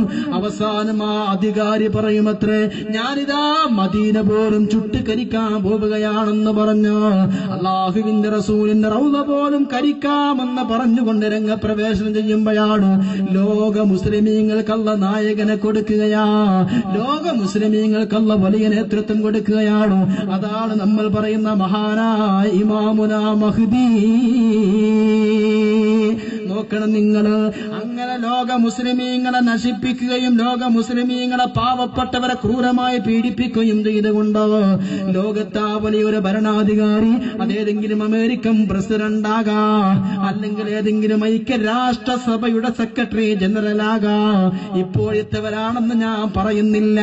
അവസാനം മദീനയെപ്പോൾ നശിപ്പിക്കുമെന്നവർ യോഗം കൂടി പ്രഖ്യാപിക്കുമ്പോഴാണ്, ഇല്ലടാ മദീനയെ തൊടാൻ സമ്മതിക്കില്ല, അള്ളാഹുവിന്റെ തീരുമാനമാണ്. അപ്പോഴാണ് ലോക മുസ്ലിമീങ്ങൾക്ക് ഏറ്റവും വലിയ നീതിയുടെ നായകൻ, അതാ ലോക മുസ്ലിമീങ്ങൾക്ക് നേതൃത്വം കൊടുക്കാൻ ഇമാമുന മഹ്ദി വരുമെന്ന് മുഹമ്മദ് മുസ്തഫ. ഏതാണ് ഇമാം മഹ്ദി? അന്നേരം അപ്പൊ മഹ്ദി ഇമാം വരുന്നതിന് മുമ്പുള്ള കഥകളൊക്കെ നീ പറഞ്ഞു. ഇനിയാണ് മഹ്ദി ഇമാമിന്റെ രംഗപ്രവേശനം. ലോക മുസ്ലിമീങ്ങളെ മൊത്തം നശിപ്പിക്കുന്ന ഒരു ആള് വരും, അയാൾ കറുത്ത ആളായിരിക്കുന്ന. ഇപ്പൊ ആരോ പറഞ്ഞു കറുത്ത ആളല്ല, ബറാക്ക് ഒബാമ കറുത്ത ആൾ, നമുക്ക് പറയാൻ പറ്റൂല, ചിലപ്പോ അദ്ദേഹം അല്ല വേറെ ഒരാളായിരിക്കാം. എന്താവട്ടെ, ഹദീസിലുള്ളത് ഒരു കറുത്ത മനുഷ്യൻ ലോകത്തെ ഏറ്റവും വലിയ അധികാരിയായിട്ട് വരും. ആധുനിക മുസ്ലിം പണ്ഡിതന്മാര് പല വ്യാഖ്യാനങ്ങൾ നൽകുന്നു. ഒരുപക്ഷെ UNOയുടെ വലിയ സെക്രട്ടറി ആകാം, ശേഷം വരാൻ പോകുന്ന ഒരാളായിരിക്കാം, അല്ലെങ്കിൽ അമേരിക്കയുടേതാകാം, ആരാവട്ടെ. അദ്ദേഹം ലോക മുസ്ലിമീങ്ങൾക്കെതിരെ മൊത്തം നശിപ്പിക്കാൻ സിറിയ തമ്പടിച്ചിട്ടായിരിക്കും പ്രവർത്തിക്കുക. നബി തങ്ങൾ പറയുന്നു, മുസ്ലിമീങ്ങളെ മൊത്തം നശിപ്പിക്കാൻ എവിടെ? ഡമസ്കസ് സിറിയ തമ്പടിക്കും. ഇന്നങ്ങനെയാണ്. ഇന്ന് സിറിയയിൽ ഇന്ന് സംഘർഷ ഭൂമിയല്ലേ, ഒറ്റുകൊടുക്കും, സിറിയ തമ്പടിക്കും. അങ്ങനെ മൊത്തം മുസ്ലിമീങ്ങളൊക്കെ സങ്കടപ്പെട്ട് കരഞ്ഞ് ദ്വാരക്കുന്ന കൂഫ ചെന്നിട്ട് കരയും. അവിടെ അലിയാരം അക്ബർ ഉള്ളത്, പടച്ചോനെ മുസ്ലിമീങ്ങൾക്കാകെ വിഷമം, നീ ഒരു നായകനെ കൊണ്ടാന്ന് ദ്വാരക്കും. ഇങ്ങനെ ദ്വാരക്കാൻ നിർമ്മിച്ചു കൂടി എന്ന് കേൾക്കുമ്പോഴേക്ക് ആ ഭരണാധികാരി അവിടെയും അക്രമം അഴിച്ചുവിടും. അവസാനം അയാൾ ധിക്കാരത്തോടെ പ്രഖ്യാപിക്കും, മദീന പോലും ഞങ്ങൾ ആക്രമിക്കും. അപ്പോഴാണ് അല്ലാഹു നായകനെ കൊടുക്കുക. പ്രിയമുള്ള മുഅ്മിനീങ്ങൾ ചിന്തിക്കണം, ഇനി ആരാ മഹ്ദി? ഹബീബായ അഷ്റഫുൽ ഖൽഖി മുഹമ്മദ് മുസ്തഫ. നബി തങ്ങൾ പറഞ്ഞു, മഹ്ദി എന്ന നായകൻ കടന്നു വരുന്നതാണ്. അത് മിന്നെ തിറച്ചി, മഹ്ദി എന്റെ കുടുംബത്തിൽപ്പെട്ടവനാണ്. ഇസ്മുഹു ഇസ്മി, മഹ്ദിന്റെ പേര് എന്റെ പേരാ. വസ്മു അബീഹി ഇസ്മു അബീ, മഹ്ദിന്റെ ബാപ്പാന്റെ പേര് എന്റെ ബാപ്പാന്റെ പേരാണെന്ന് മുഹമ്മദ് മുസ്തഫ. മഹദി ഇമാമിന്റെ പേര് മുഹമ്മദ് എന്നാ, മഹദി ഇമാമിന്റെ ബാപ്പാന്റെ പേര് അബ്ദുള്ള എന്നാ. നബിതങ്ങളുടെ പേരെന്താ? മുഹമ്മദ്, ബാപ്പാന്റെ പേര് അബ്ദുള്ള. അതെന്നായിരിക്കും മഹദി ഇമാമിന്റെ ബാപ്പാന്റെ പേര് എന്നാ. മിർസ ഗുലാം അഹമ്മദ് ഖാദിയാനി എന്ന് പറയുന്ന പഞ്ചാബിലെ സിയാൽകോട്ടിലെ ഒരു ഖാദിയാനിസ്റ്റിന്റെ നേതാവ് കടന്നു വന്നു. അയാൾ പറഞ്ഞു, ഞാൻ മഹദി ഇമാമാണ്. അപ്പൊ ആളുകൾ പറഞ്ഞു, മഹദി ഇമാമിന്റെ പേര് മുഹമ്മദ് എന്നും ബാപ്പാന്റെ പേര് അബ്ദുള്ള എന്നും അല്ലേ, നിന്റെ പേര് അതല്ലല്ലോ. അപ്പൊ അയാൾ പറഞ്ഞു, ഞാൻ ഈസാഹു, ഞാൻ ഈസയാണെന്ന് പറഞ്ഞു. അപ്പൊ ആളുകൾ ചോദിച്ചു, ഈസാ നബിന്റെ അമ്മാന്റെ പേര് മറിയമല്ലേ, നിങ്ങളമ്മ മറിയമല്ലല്ലോ. അപ്പൊ പറഞ്ഞു, മേ ബി മഹദിഹു മേ ബി ഈസാഹു, ഞാൻ തന്നെയാണ് മഹദിയും ഞാൻ തന്നെയാണ് ഈസയും ഒക്കെ പറഞ്ഞു. അയാൾക്ക് 1-ാം നമ്പർ മാനസിക രോഗിയായിരുന്നു. അയാൾക്ക് പിന്നാലെയും ലക്ഷക്കണക്കിന് ആളുകൾ കൂടി എന്ന. അതുമല്ല 1900, നിങ്ങൾക്ക് എല്ലാവർക്കും 1980 പൗരിശുദ്ധമായ സൗദി അറേബ്യയിലെ മക്കയിൽ ഹജ്ജ് പോലും നിർത്തിവെച്ച ഒരു സമയം ഉണ്ടായിരുന്നു. 980 വെടിവെപ്പ് നടന്ന. 1980 ഒരിക്കൽ സുബഹി നിസ്കാരം നടന്നുകൊണ്ടിരിക്കുമ്പോ പരിശുദ്ധമായ ഹറമിലേക്ക് ആയുധധാരികളായ ചില ആളുകൾ ഇരച്ചു കയറി. എന്നിട്ട് മുഹമ്മദ് ഇബ്നു അബ്ദുല്ലാഹ് അൽ ഖഹ്താനി എന്ന് പറയുന്ന മുഹമ്മദ് ബിൻ അബ്ദുല്ലാഹിൽ കഹ്താനി എന്ന് പറയുന്ന ഒരു മനുഷ്യൻ വന്നിട്ട് ഹറമിൽ സുബഹി നിസ്കാരം നടന്നുകൊണ്ടിരിക്കുമ്പോ ഇമാം ഇങ്ങനെ ഇമാമത്തിൽ നിന്ന് ഖുർആൻ ഓതുമ്പോ മൈക്ക പിടിച്ചു വാങ്ങി ഇമാമിനെ ചവിട്ടി തള്ളിയിട്ടുകൊണ്ട് ഇയാള് പറഞ്ഞു, ഞാനാണ് മഹ്ദി, ഞാനാണ് മഹ്ദി ഇമാമ്, എന്റെ കൈപിടിച്ച് ബൈഅത്ത് ചെയ്യൂ, എന്നെ കൈപിടിച്ച് ബൈഅത്ത് ചെയ്താലേ രക്ഷയുള്ളൂ, എന്നെ വന്ന് പിടിക്കൂ എന്ന് പ്രഖ്യാപിക്കുകയും ചെയ്തു. സുരക്ഷാഭടന്മാർ അദ്ദേഹത്തെ വെടിവെച്ചു കൊന്നു. 980 അതുണ്ടായത്. അപ്പോ ആ മുഹമ്മദ് ബിൻ അബ്ദുല്ലാഹിൽ കഹ്താനി എന്ന വ്യാജന്റെ പിന്നാലെ നൂറുകണക്കിന് അനുയായികളുണ്ടായിരുന്നു. അവര് പറഞ്ഞു, ഞങ്ങള് സ്വപ്നം കണ്ടിരിക്കുന്നു, ഇയാള് മഹ്ദിയാ, ഇയാള് മഹ്ദിയാണ്, ഇയാള് മഹ്ദിയാണ്, ഇയാളെ വിശ്വസിക്കൂ, കൈപിടിക്കൂ, ബൈഅത്ത് ചെയ്യൂ, ഇയാള് മഹ്ദി ഇമാമാണെന്ന് ഞങ്ങള് സ്വപ്നം കണ്ടിരിക്കുന്നു എന്ന് അനുയായികൾ പറഞ്ഞു. അത് ഏത് തമ്മാടിന്റെ പിന്നാലെയും കുറച്ച് ആളുകളുണ്ടാവും, ഞങ്ങൾ സ്വപ്നം കണ്ടിട്ടുണ്ട്, ഇയാളാണ് ഔലിയാന്നും പറഞ്ഞിട്ട്. അന്ന് 980 സൗദി ഗവൺമെന്റ് സുരക്ഷാഭടന്മാരെ വെടിവെച്ചു കൊന്നു. അത് നബി തങ്ങൾ പ്രഖ്യാപിച്ചിട്ടുണ്ട്. നൂറ്റാണ്ടുകൾക്ക് മുമ്പ് പറഞ്ഞു, മഹ്ദി ഞാനാണെന്നും പറഞ്ഞ ഒരാള് കടന്നു വരും, അയാൾ വധിക്കപ്പെടും, അയാൾ ആരും അംഗീകരിക്കുകയില്ല, അതിനുശേഷമാണ് ഒറിജിനൽ മഹ്ദി കടന്നു വരണമെന്ന് മുഹമ്മദ് മുസ്തഫ നബി തങ്ങൾ പറയുന്നു. മഹ്ദി ഇമാമാരെന്നറിയണോ? എന്റെ സന്താനമാണ്. നിങ്ങൾക്കറിയാമല്ലോ, ലോകത്തിന്റെ നേതാവ് മുത്തു മുഹമ്മദ് മുസ്തഫ സല്ലല്ലാഹു അലൈഹി വസല്ലമ തങ്ങളെ സന്താനങ്ങളിലൂടെ അല്ലാതെ ലോകത്ത് നായകൻ കടന്നു വരൂല.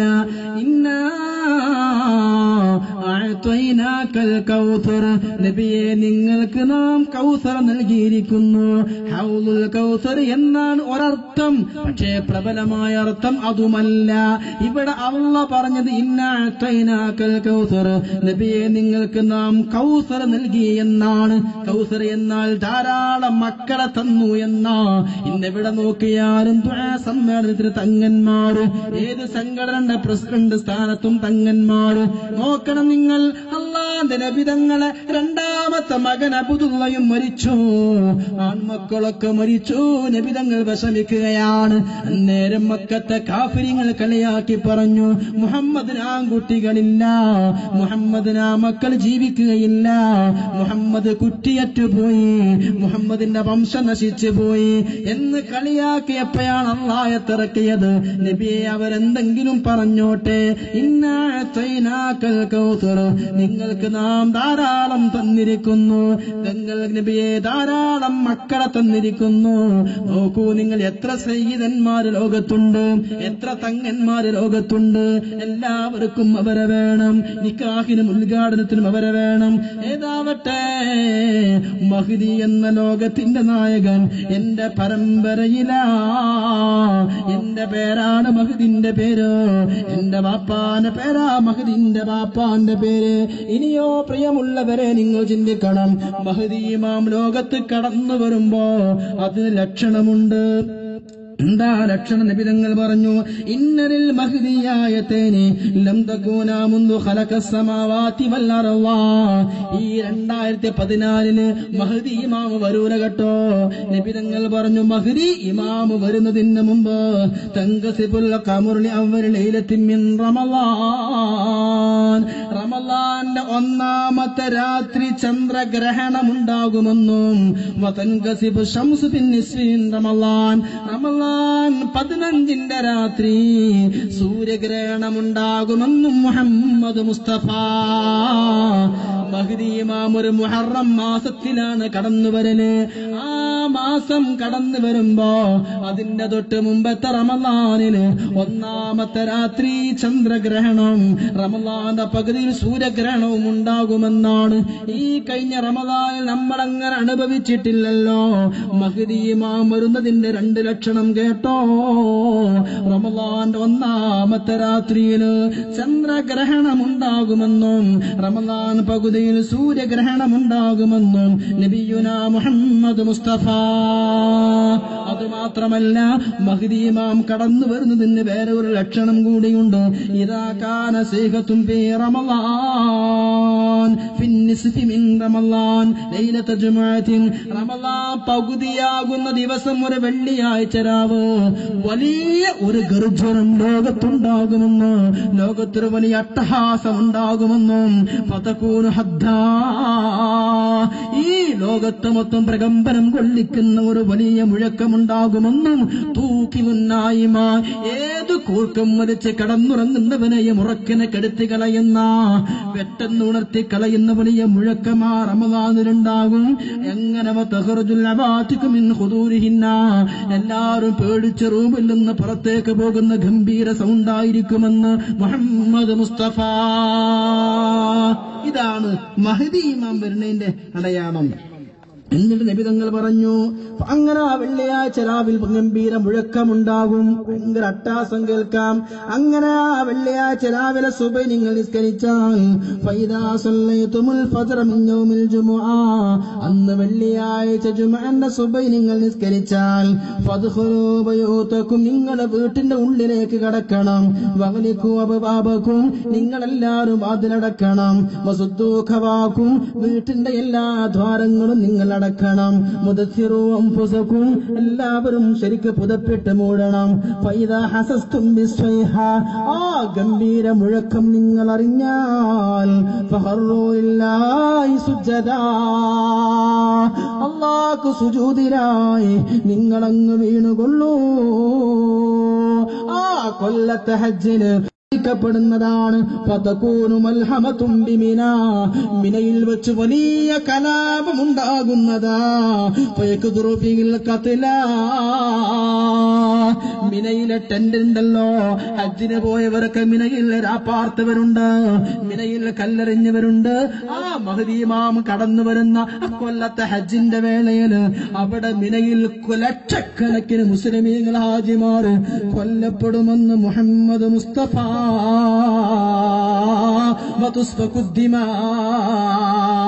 മിന മുഴുവനും രക്തക്കറയാകും, മിന മുഴുവനും രക്തത്തിന്റെ ചാലുകളാകും. അങ്ങനെ ലക്ഷക്കണക്കിന് ഹാജിമാർ രക്തം ചാലിട്ടൊഴുകും.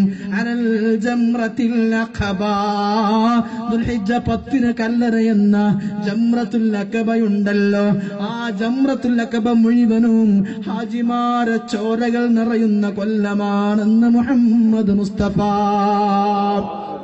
ഇത് നബി തങ്ങളുടെ പ്രഖ്യാപനമാണ്. അതുകൊണ്ട് തന്നെ എല്ലാ കൊല്ലം ഹജ്ജിന് പോകുമ്പോ പലരും ദുആ ചെയ്യാറുണ്ട്, പടച്ചോനെ ആ ഹജ്ജിൽ ഞങ്ങളെ പെടുത്തരുതേ എന്ന്. ഇത് വരാനുള്ളതാണ്, ലോകത്തിന്റെ നേതാവിന്റെ പ്രവചനമാണ്. ജംറത്തുൽ അഖബ മുഴുവനും ലക്ഷക്കണക്കിന് ഹാജിമാരുടെ രക്തം കൊണ്ട് നിറയുന്ന ഹജ്ജ് വരാനുണ്ട് മുസ്ലിമേ. ഇതൊക്കെ വേറെ കാലം കാത്തിരിക്കണ്ട, ഏറെക്കാലം ഒരിക്കലും കാത്തിരിക്കേണ്ടതില്ല. പിന്നെയോ അള്ളാഹുവിന്റെ മുത്തനബി തങ്ങൾ പറയുകയാണ്, ഇങ്ങനെയൊക്കെയാണ് മഹ്ദി ഇമാമിന്റെ ലക്ഷണം. മൂമിനെ ആദ്യത്തെ റമളാൻ 1 ചന്ദ്രഗ്രഹണം, പകുതി സൂര്യഗ്രഹണം. പിന്നെ റമളാൻ പകുതിയിൽ വലിയ അട്ടാസം കേൾക്കും, ഭയങ്കര ഭീകര മുഴക്കമായിരിക്കും. സുബ്ഹാനല്ലാഹ്, അതിന് മുമ്പുള്ള ഹജ്ജിൽ ഇത്തരം കലാപവുമായിരിക്കും. അങ്ങനെ ലോക മുസ്ലിം രാജ്യങ്ങൾ മുഴുവൻ അരക്ഷിതാവസ്ഥയിൽ കഴിയുമ്പോഴാണ് സുബ്ഹാനല്ലാഹ് വിശുദ്ധമായ മക്കയിൽ കഅബാലയത്തിന്റെ അടുത്ത് ആളുകൾ മുഅ്മിനീങ്ങളായ ഔലിയാക്കൾ പടച്ചോനോട് പൊട്ടിക്കരഞ്ഞ് ദുആ ചെയ്യുമ്പോ, അല്ലാഹുവേ ഞങ്ങൾക്കൊരു നായകനെ കൊണ്ടാകുന്നു പറയുമ്പോ അവിടെയാണ് മഹ്ദി ഇമാം പ്രത്യക്ഷപ്പെടുക. നബി തങ്ങൾ പറയുന്നു, അഖനൽ അജ്നൽ ജബ്ഹതി, നെറ്റിത്തളം വിശാലമായ, വഖനൽ അൻഫി, മൂക്ക് നീണ്ട് ചെരിഞ്ഞ മനുഷ്യനാ മഹ്ദി ഇമാം. അവിടെ കടന്നു വരുമ്പോ സുബ്ഹാനല്ലാഹ്, അല്ലാഹുവിന്റെ മഹാന്മാരായ ഔലിയാക്കൾ തിരിച്ചറിയും, ഇതാണ് മഹ്ദി എന്ന് തിരിച്ചു പറയും. ഞാനാണ് മഹ്ദി എന്ന് വിളിച്ചു പറയില്ല. മഹ്ദി ഇമാം ഞാനാണ് മഹ്ദിയടാ വരൂ എന്ന് പറയില്ല. എന്നെ കൈപിടിക്കൂ, എന്നെ ബൈഅത്ത് ചെയ്യുമെന്ന് പറയൂല. പക്ഷേ അല്ലാഹുവിന്റെ ഔലിയാക്കന്മാർ തിരിച്ചറിയുന്നതാണ്. ഇതാണല്ലോ ഹദീസിൽ പ്രവചിക്കപ്പെട്ട മഹ്ദി. നെറ്റിത്തടം നീണ്ട് വിശാലമായ, മൂക്ക് നീണ്ട് ചെരിഞ്ഞ, അല്ലാഹുവിന്റെ റസൂൽ പറഞ്ഞ ഈമാന്റെ പ്രഭയുള്ള മഹ്ദി ഇതാണല്ലോ. അവര് പറയും, അല്ലയോ മഹാനവർഗനെ, നിങ്ങളാണ് ഞങ്ങളെ നേതാവ്, കൈനീട്ടു കൈനീട്ടു, ഞങ്ങൾ ബൈഅത്ത് ചെയ്യട്ടെ.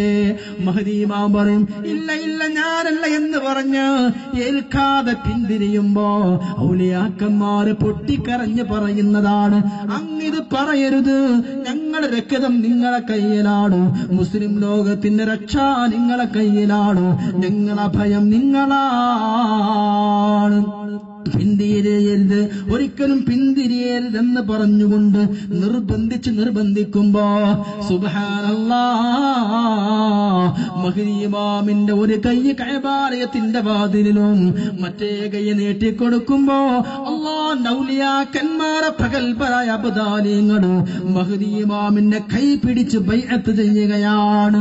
അല്ലാഹുവിന്റെ സ്വാലിഹീങ്ങളായ ഔലിയാക്കളങ്ങ് ബൈഅത്ത് ചെയ്യുകയാണ്. സുബ്ഹാനല്ലാഹ്, യമനിൽ നിന്നും ഇറാഖിൽ നിന്നും ഷാമിൽ നിന്നുമുള്ള സ്വാലിഹീങ്ങളായ അല്ലാഹുവിന്റെ ഔലിയാക്കന്മാര് മഹ്ദി ഇമാമിനെ കൈ പിടിച്ച് ബൈഅത്ത് ചെയ്യുമ്പോ അതോടെ ലക്ഷക്കണക്കിന് മുസ്ലിമീങ്ങൾ പിന്നാലെ വരുമ്പോ അപ്പോ പിന്നെ മഹ്ദിക്കെതിരെയും ഒരു പട വരുന്നു. അറേബ്യയിൽ നിന്ന് ഷാമിൽ നിന്ന് മഹ്ദി ഇമാമിനെതിരെയും പട വരികയാണ്. മഹ്ദി ഇമാമിനെതിരെ 12 രാജ്യങ്ങളിൽ നിന്ന് ആളുകൾ പട നയിക്കുകയാണ്. സുബ്ഹാനല്ലാഹ്, സുബ്ഹാനല്ലാഹ്, ആയിരക്കണക്കിന് 10,000-കണക്കിന് ആളുകൾ മഹ്ദി ഇമാമിനെതിരെയും പട നയിക്കുന്നു. ഔലിയാക്കൾ മുഴുവനും മഹ്ദി ഇമാമിന്റെ കൂടെയുമാണ്. യമനിൽ നിന്ന് ഇറാഖിൽ നിന്ന് കുറെ ആളുകൾ മഹ്ദി ഇമാമിന്റെ കൂടെ കൂടിയിട്ടുണ്ട്. 12,000 അംഗങ്ങളോടുകൂടെ 8 നേതാക്കന്മാരെ പിന്നിൽ 96,000 ആളുകളാണ് മഹ്ദി ഇമാമിനെതിരെ രംഗത്ത് വരിക. വേറെ ഹദീസിൽ 96 ലക്ഷം എന്നുമുണ്ട്. പക്ഷേ അല്ലാഹുവിന്റെ ഔലിയാക്കന്മാർ നേതൃത്വത്തിൽ മഹ്ദി ഇമാം അവരോട് പോരാടുകയാണ്. 4 ദിവസം പോരാടുമ്പോ അവർ മുഴുവനും പരാജയപ്പെടുകയാണ്. അല്ലാഹുവിന്റെ നബി തങ്ങൾ പറയുകയാണ്,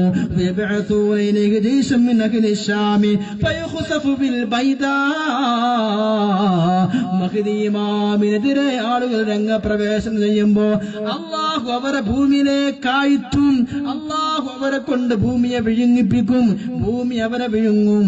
ആ മഹ്ദി ഇമാമിനെതിരെ രംഗപ്രവേശനം ചെയ്ത ആയിരക്കണക്കിന് ആളുകൾ ഭൂമിയിലേക്ക് ആഴ്ത്തപ്പെടുന്നതാണ്. ഉടനെ വാർത്ത ലോകം മുഴുവനും പരക്കും. ഇതാ മഹ്ദിക്കെതിരെ പുറപ്പെട്ട, മഹ്ദി ഇമാമിനെതിരെ പുറപ്പെട്ട ആളുകൾ അവർ ഭൂമിയിലേക്ക് ആഴ്ത്തപ്പെട്ടിരിക്കുന്നു എന്നുള്ള വാർത്ത ലോകത്ത് പരക്കുമ്പോ മറ്റുള്ള മുസ്ലിം രാജ്യങ്ങളിൽ നിന്ന് സ്വാലിഹീങ്ങൾ കടന്നു വരികയാണ്. എന്നിട്ട് മഹ്ദി ഇമാമിനെ ബൈഅത്ത് ചെയ്യുമെന്ന് മുഹമ്മദ് മുസ്തഫ. അതോടെ സമാധാനമായി. പിന്നെ മഹ്ദി ഇമാമിന്റെ ഭരണമാണ്. പിന്നെ മഹ്ദി ഇമാമിനെതിരെ യുദ്ധം ചെയ്യാൻ കടന്നു വന്ന മുഴുവൻ ആളുകളെയും അല്ലാഹു നശിപ്പിച്ചു കളയുമ്പോ അത് വല്ലാത്ത നശിപ്പിക്കലാ, ഭൂമിയിലാഴ്ത്തപ്പെടുകയാണ്. പിന്നെ മുഴുവനും സാലിഹ്യങ്ങൾ മഹ്ദി ഇമാമിന്റെ കൂടെ യമനിൽ നിന്നും അതുപോലെ മുസ്ലിം രാജ്യങ്ങളിൽ നിന്നുള്ള സാലിഹ്യങ്ങൾ മുഴുവനും മഹ്ദി ഇമാമിനെ ബൈഅത്ത് ചെയ്യുമ്പോ പിന്നെ ഇമാം മഹ്ദിയാണ്, മുസ്ലിം ലോകത്തിന്റെ നായകൻ മഹ്ദിയാണ്. അല്ലാഹുവിന്റെ റസൂൽ പറയുന്നു, യുത്ഫിഉല്ലാഹുൽ ഫിത്ന, പിന്നെ ലോകത്ത് ഫിത്നയില്ല. സൗദി അറേബ്യയിലും ഫിത്നയില്ല, മക്കത്തോ മദീനത്തോ ലോകത്തെവിടെയും പിന്നെ ഫിത്ന ഉണ്ടാവൂല, കൊലപാതകങ്ങൾ ഉണ്ടാവൂല. വതുഅമ്മലുൽ അർളു ഹത്താ തുഅത്തൽ അർളു വസ്സമാഉ ബറകതഹാ, ഹത്താ തുഅത്തിൽ അർളു വസ്സമാഉ ബറകതഹാ. ഇഷ്ടം പോലെ മഴ കിട്ടും, ഭൂമിയിൽ ദാരിദ്ര്യം ഉണ്ടാവുകയില്ല, എല്ലാ കൃഷിയിടങ്ങളിലും നല്ല കൃഷിയുണ്ടാകും, എല്ലാ വരൾച്ചയും അകന്നുപോയി, കടലിൽ നല്ല മത്സ്യങ്ങളുണ്ടാകും, എല്ലാ കൃഷിയിടങ്ങളിലും നല്ല സസ്യങ്ങൾ മുളക്കും, എവിടെയും ശാന്തി, എവിടെയും സമാധാനം. അല്ലാഹുവിന്റെ നബി തങ്ങൾ പറയുന്നു, വസ്സമാഉ ബറകതഹാ, ആകാശം ഭൂമിയും ലോകത്തും മുഴുവനും സന്തോഷമായിരിക്കുന്ന ഒരു വരൾച്ചല്ല, ഏതെങ്കിലും ഒരു പച്ചക്കറി കിട്ടാത്ത അവസ്ഥ ഉണ്ടാകൂല, ഏതെങ്കിലും ഒരു മരം ഉണങ്ങി നിൽക്കൂല, ഏതെങ്കിലും ഒരു മരം പഴം നൽകാതെ നിൽക്കൂല. ലോകം മുഴുവനും ക്ഷേമവും സന്തോഷവും മാത്രമായിരിക്കുമെന്ന് മുഹമ്മദ് മുസ്തഫ സല്ലല്ലാഹു. പ്രിയമുള്ള മുഅ്മിനീങ്ങളെ, വിശദമായ ഈ ചർച്ചയ്ക്ക് ഒരു കാര്യം കൂടി സൂചിപ്പിക്കാനുണ്ട്. നമ്മുടെ ഈ പരിപാടി നിങ്ങൾക്കെല്ലാം അറിയാവുന്ന പോലെ വളരെ വലിയ ഒരു സ്റ്റേജ്, 1000-ഓളം കസേര നമ്മൾ വാടകയ്ക്ക് എടുത്തു, മൈക്ക് സെറ്റിംഗ്സ് ഒരുപാട് അറേഞ്ചൊക്കെ ചെയ്ത് ഭീമമായ സംഖ്യ ചെലവുള്ള പരിപാടിയാണ്. ബക്കറ്റ് വരുമ്പോ സാധാരണ ഒരു വാഴ പരിപാടിക്ക് ഇങ്ങനെ ഇടുന്നപ്പോൾ 5-10 കൂടാതെ കാര്യമായിട്ട് ഇത് ജാറത്തിന്റെ പരിപാടിയാണ്. ആണ്ടുന്ന മഹാന്മാരുടെ ശുഹദാക്കന്മാരുടെ പാദസ്പർശം കൊണ്ട് അനുഗ്രഹീതമായ ഭൂമിയിൽ ഇൽമിന്റെ മജ്‌ലിസിൽ നല്ല നിയ്യത്തോടുകൂടെ സാധാരണ ഒരു വാഴ പരിപാടിയിലെ ഈ മഖാമൊക്കെ പരിഗണിച്ചിട്ട് സഹോദരിമാരൊക്കെ നല്ല സംഖ്യട്ട് സഹകരിക്കണമെന്ന് പ്രത്യേകം ഉണർത്തുകയാണ്. അപ്പൊ ഏതാവട്ടെ, നാം പറഞ്ഞുകൊണ്ടുവന്നത് അള്ളാഹുവിന്റെ ഹബീബ് പറയുകയാണ്, പിന്നെയോ ഇന്നോ ജവാദ്, മഹ്ദി ഇമാം ഏറ്റവും ഒരു ധർമ്മിഷ്ഠനാകുമത്രേ. മഹ്ദി ഇമാം മഹുബ്ബൻ ബിൽ മസാകീൻ, പാവങ്ങളോടും സാധുക്കളോടും ഏറ്റവും സ്നേഹമുള്ളവരാകുമത്രേ. യഹ്തിൽ മാല ഹതിയാ, സമ്പത്ത് കോരി കോരി കൊടുക്കുന്നതാണ്. ലാ യഉദ്ദുഹു അദ്ദ, ഒരിക്കലും എണ്ണാതെ മഹ്ദി ഇമാം കൊടുക്കും. എത്രത്തോളം ആളുകൾ മഹ്ദി ഇമാമിന്റെ അടുത്ത് ചെന്നിട്ട് പൈസ ചോദിക്കും. മഹ്ദി ഇമാം ചോദിക്കും, നിങ്ങൾ സഞ്ചി കൊണ്ടുവന്നിട്ടുണ്ടോ, നിങ്ങൾ ചാക്ക് കൊണ്ടുവന്നിട്ടുണ്ടോ? ആളുകൾ പറയും ഇല്ല. അപ്പൊ മഹ്ദി ഇമാം പറയും, നിന്റെ ഷാള് നീട്ടിക്കൊണ്ടാ, നിന്റെ തട്ടം നീട്ടിക്കൊണ്ടാ, നിന്റെ ടവൽ നീട്ടിക്കൊണ്ടാ. ആളുകൾ ഷാള് വിരിച്ചു കൊടുക്കുമ്പോ മഹ്ദി ഇമാം പണം അങ്ങ് കൊടുക്കും. അങ്ങനെ എവിടെയും സമ്പൽ സമൃദ്ധിയാണ്. എന്നിട്ട് അല്ലാഹുവിന്റെ നബി തങ്ങൾ പറയുകയാണ്, ജീവിച്ചിരിക്കുന്ന ആളുകൾ കരഞ്ഞു പറയും, അല്ലാ, മരിച്ചുപോയ എന്റെ ഉമ്മ ഇപ്പൊ ഉണ്ടായിരുന്നെങ്കിൽ, ഈ മഹദിയുള്ള ഈ സമയത്ത് എന്റെ ഉമ്മ ഉണ്ടായിരുന്നെങ്കിൽ എത്ര നന്നായിരുന്നു എന്ന് പറയും. അങ്ങനെ ഏതൊരാളും ആഗ്രഹിക്കും, തൈവീലേഹി ഉമ്മതു കമാ തൈവിൻ നഹലതു ബിഐസു ബിഹാ, തേനീച്ച കൂട്ടം മുഴുവനും അതിന്റെ റാണിയുടെ കൂടെ കൂടുന്നത് പോലെ മുസ്ലിം ഉമ്മത്തും മുഴുവൻ മഹ്ദി ഇമാമിന്റെ കൂടെ കൂടുകയാണ്. എന്നിട്ട് ലോകത്തെവിടെയും സമാധാനം. ഈ ഇന്ത്യയിലും കേരളത്തിലും എറണാകുളം ജില്ലയിലും മാത്രമല്ല, ലോകത്ത് മുഴുവൻ മുസ്ലിമീങ്ങൾക്ക് പിന്നാലെ അല്ലാഹുവിന്റെ നബി തങ്ങൾ പറഞ്ഞു, അങ്ങനെ ഇസ്രായേലിലെ ഓരോ ജൂതനെയും കൊലപ്പെടുത്തും. മുസ്ലിമീങ്ങൾ ഓരോ ജൂതനെയും കൊലപ്പെടുത്തും. മുസ്ലിമിനെ കണ്ടാൽ ജൂതൻ കിടുകിടാ വറവറക്കും. അങ്ങനെ ഒരു മരത്തിന്റെ ബാക്കിൽ ജൂതൻ ഒളിച്ചു നിൽക്കുമ്പോ മുസ്ലിം പടയാളിയോട് ആ മരം വിളിച്ചു പറയും, അയ്യുൽ മുസ്ലിം, ഏ മുസ്ലിമേ, വറായി യഹൂദിയുൻ, എന്റെ പിന്നിൽ ജൂതനുണ്ട്, കൊന്നോ എന്ന് പറയുമ്പോ മരം പോലും വിളിച്ചു പറയും, ഇല്ലൽ ഗർഖദ്, ഓർക്കിടെന്ന് പറയുന്ന മരമൊഴികെ ആ മരം വിളിച്ചു പറയൂല അത് ജൂതന്റെ മരമാ എന്ന് മുഹമ്മദ് മുസ്തഫ. ഇന്ന് ഇസ്രായേൽ രാജ്യം ലക്ഷക്കണക്കിന് ഓർക്കിഡ് മരം നട്ടുപിടിപ്പിക്കുകയാ. നബിതങ്ങളെ ഹദീസിനെ ഭയന്നത് കൊണ്ടാണ്. നബിതങ്ങൾ പറഞ്ഞതെന്താ? മുസ്ലിമീങ്ങളെ പേടിച്ച് ജൂതന്മാര് മരത്തിന്റെ പിന്നാലെ പോകുമ്പോ മരം പോലും വിളിച്ചു പറയും, മുസ്ലിമേ, ജൂതനുണ്ട്, കൊന്നോ. പക്ഷെ ഓർക്കിഡ് മരം പറയൂല. അതുകൊണ്ട് ഓർക്കിഡ് മരത്തെ ഇന്ന് ഇസ്രായേൽ രാജ്യം നട്ടു വളർത്തുകയാണ്. നബിതങ്ങൾ പറഞ്ഞു, അങ്ങനെ ബഹുമാനപ്പെട്ട മഹ്ദി ഇമാമിനെ സഹായിക്കൽ ഖുറാസാനിൽ നിന്ന്, ഇറാനിൽ നിന്ന് കറുത്ത തലപ്പാവ് ധരിച്ച ആളുകളായിരിക്കും. മഞ്ഞുമലയിലൂടെ മുട്ടുകുത്തിയിട്ടെങ്കിലും മഹ്ദി ഇമാമിനെ അവര് ബൈഅത്ത് ചെയ്യുമെന്ന് പറയുമ്പോ അഫ്ഗാനിസ്ഥാനിലെ മുസ്ലിമീങ്ങളെ കുറിച്ചാണ്. പ്രിയപ്പെട്ടവരെ, ഖുറാസാൻ എന്ന് പറഞ്ഞാൽ ആ ഇറാന്റെയും അഫ്ഗാനിസ്ഥാന്റെയും ഭാഗങ്ങളാണ്. ഇന്ന് ലോകത്ത് ഏറ്റവും അധികം -ഡിഗ്രിയുള്ളത്, ഏറ്റവും ഏറ്റവും അധികം തണുപ്പുള്ളത് അഫ്ഗാനിസ്ഥാനിലാണല്ലോ. പ്രിയപ്പെട്ട മരം കോച്ചുന്ന തണുപ്പിലും അഫ്ഗാനിസ്ഥാനിലെ മുസ്ലിമീങ്ങൾ ആ തലകെട്ടും കെട്ടിയിട്ട് ഇറങ്ങുന്നത് കണ്ടിട്ടില്ലേ? മഹ്ദി ഇമാമിന്റെ പിന്നാലെ ഏറ്റവും അധികം കൂടുതൽ അഫ്ഗാനിസ്ഥാനിലെ മുസ്ലിമീങ്ങളാണെന്ന് ഈ ഹദീസുകളിലൂടെ നമുക്ക് കാണാം. നബിതങ്ങൾ പറയാ, ഏത് മഞ്ഞാണെങ്കിലും ആ മഞ്ഞ് കൂടെ മുട്ടുകുത്തി കടന്ന് നടന്നിട്ട് നിങ്ങൾ മഹ്ദി ഇമാമിനെ ബയ്യത്ത് ചെയ്തോളൂ. ഇതെവിടെ ഇന്ത്യയിൽ ഇങ്ങനത്തെ മഞ്ഞുണ്ടോ? ഇല്ല. ഏറ്റവും അധികം മഞ്ഞുമലകളുള്ള അഫ്ഗാന്റെയും ആ ഭാഗങ്ങളിലേക്കുള്ള സൂചനയാണെന്ന് ഹദീസ് പണ്ഡിതന്മാർ പറയാം. ഇന്ന് നമ്മൾ ഈ പിക്ചറിങ്ങനെ വല്ലാതെ പറഞ്ഞ നിങ്ങൾക്ക് തോന്നും തീവ്രവാദമാണോ ഭീകരവാദമാണോ അവർക്ക് ന്യായീകരിക്കാണോ? അല്ല, ഇതൊക്കെ ഏറെ വൈകാതെ നമ്മൾ കാണാൻ പോകുന്ന കാഴ്ചകളാണ്.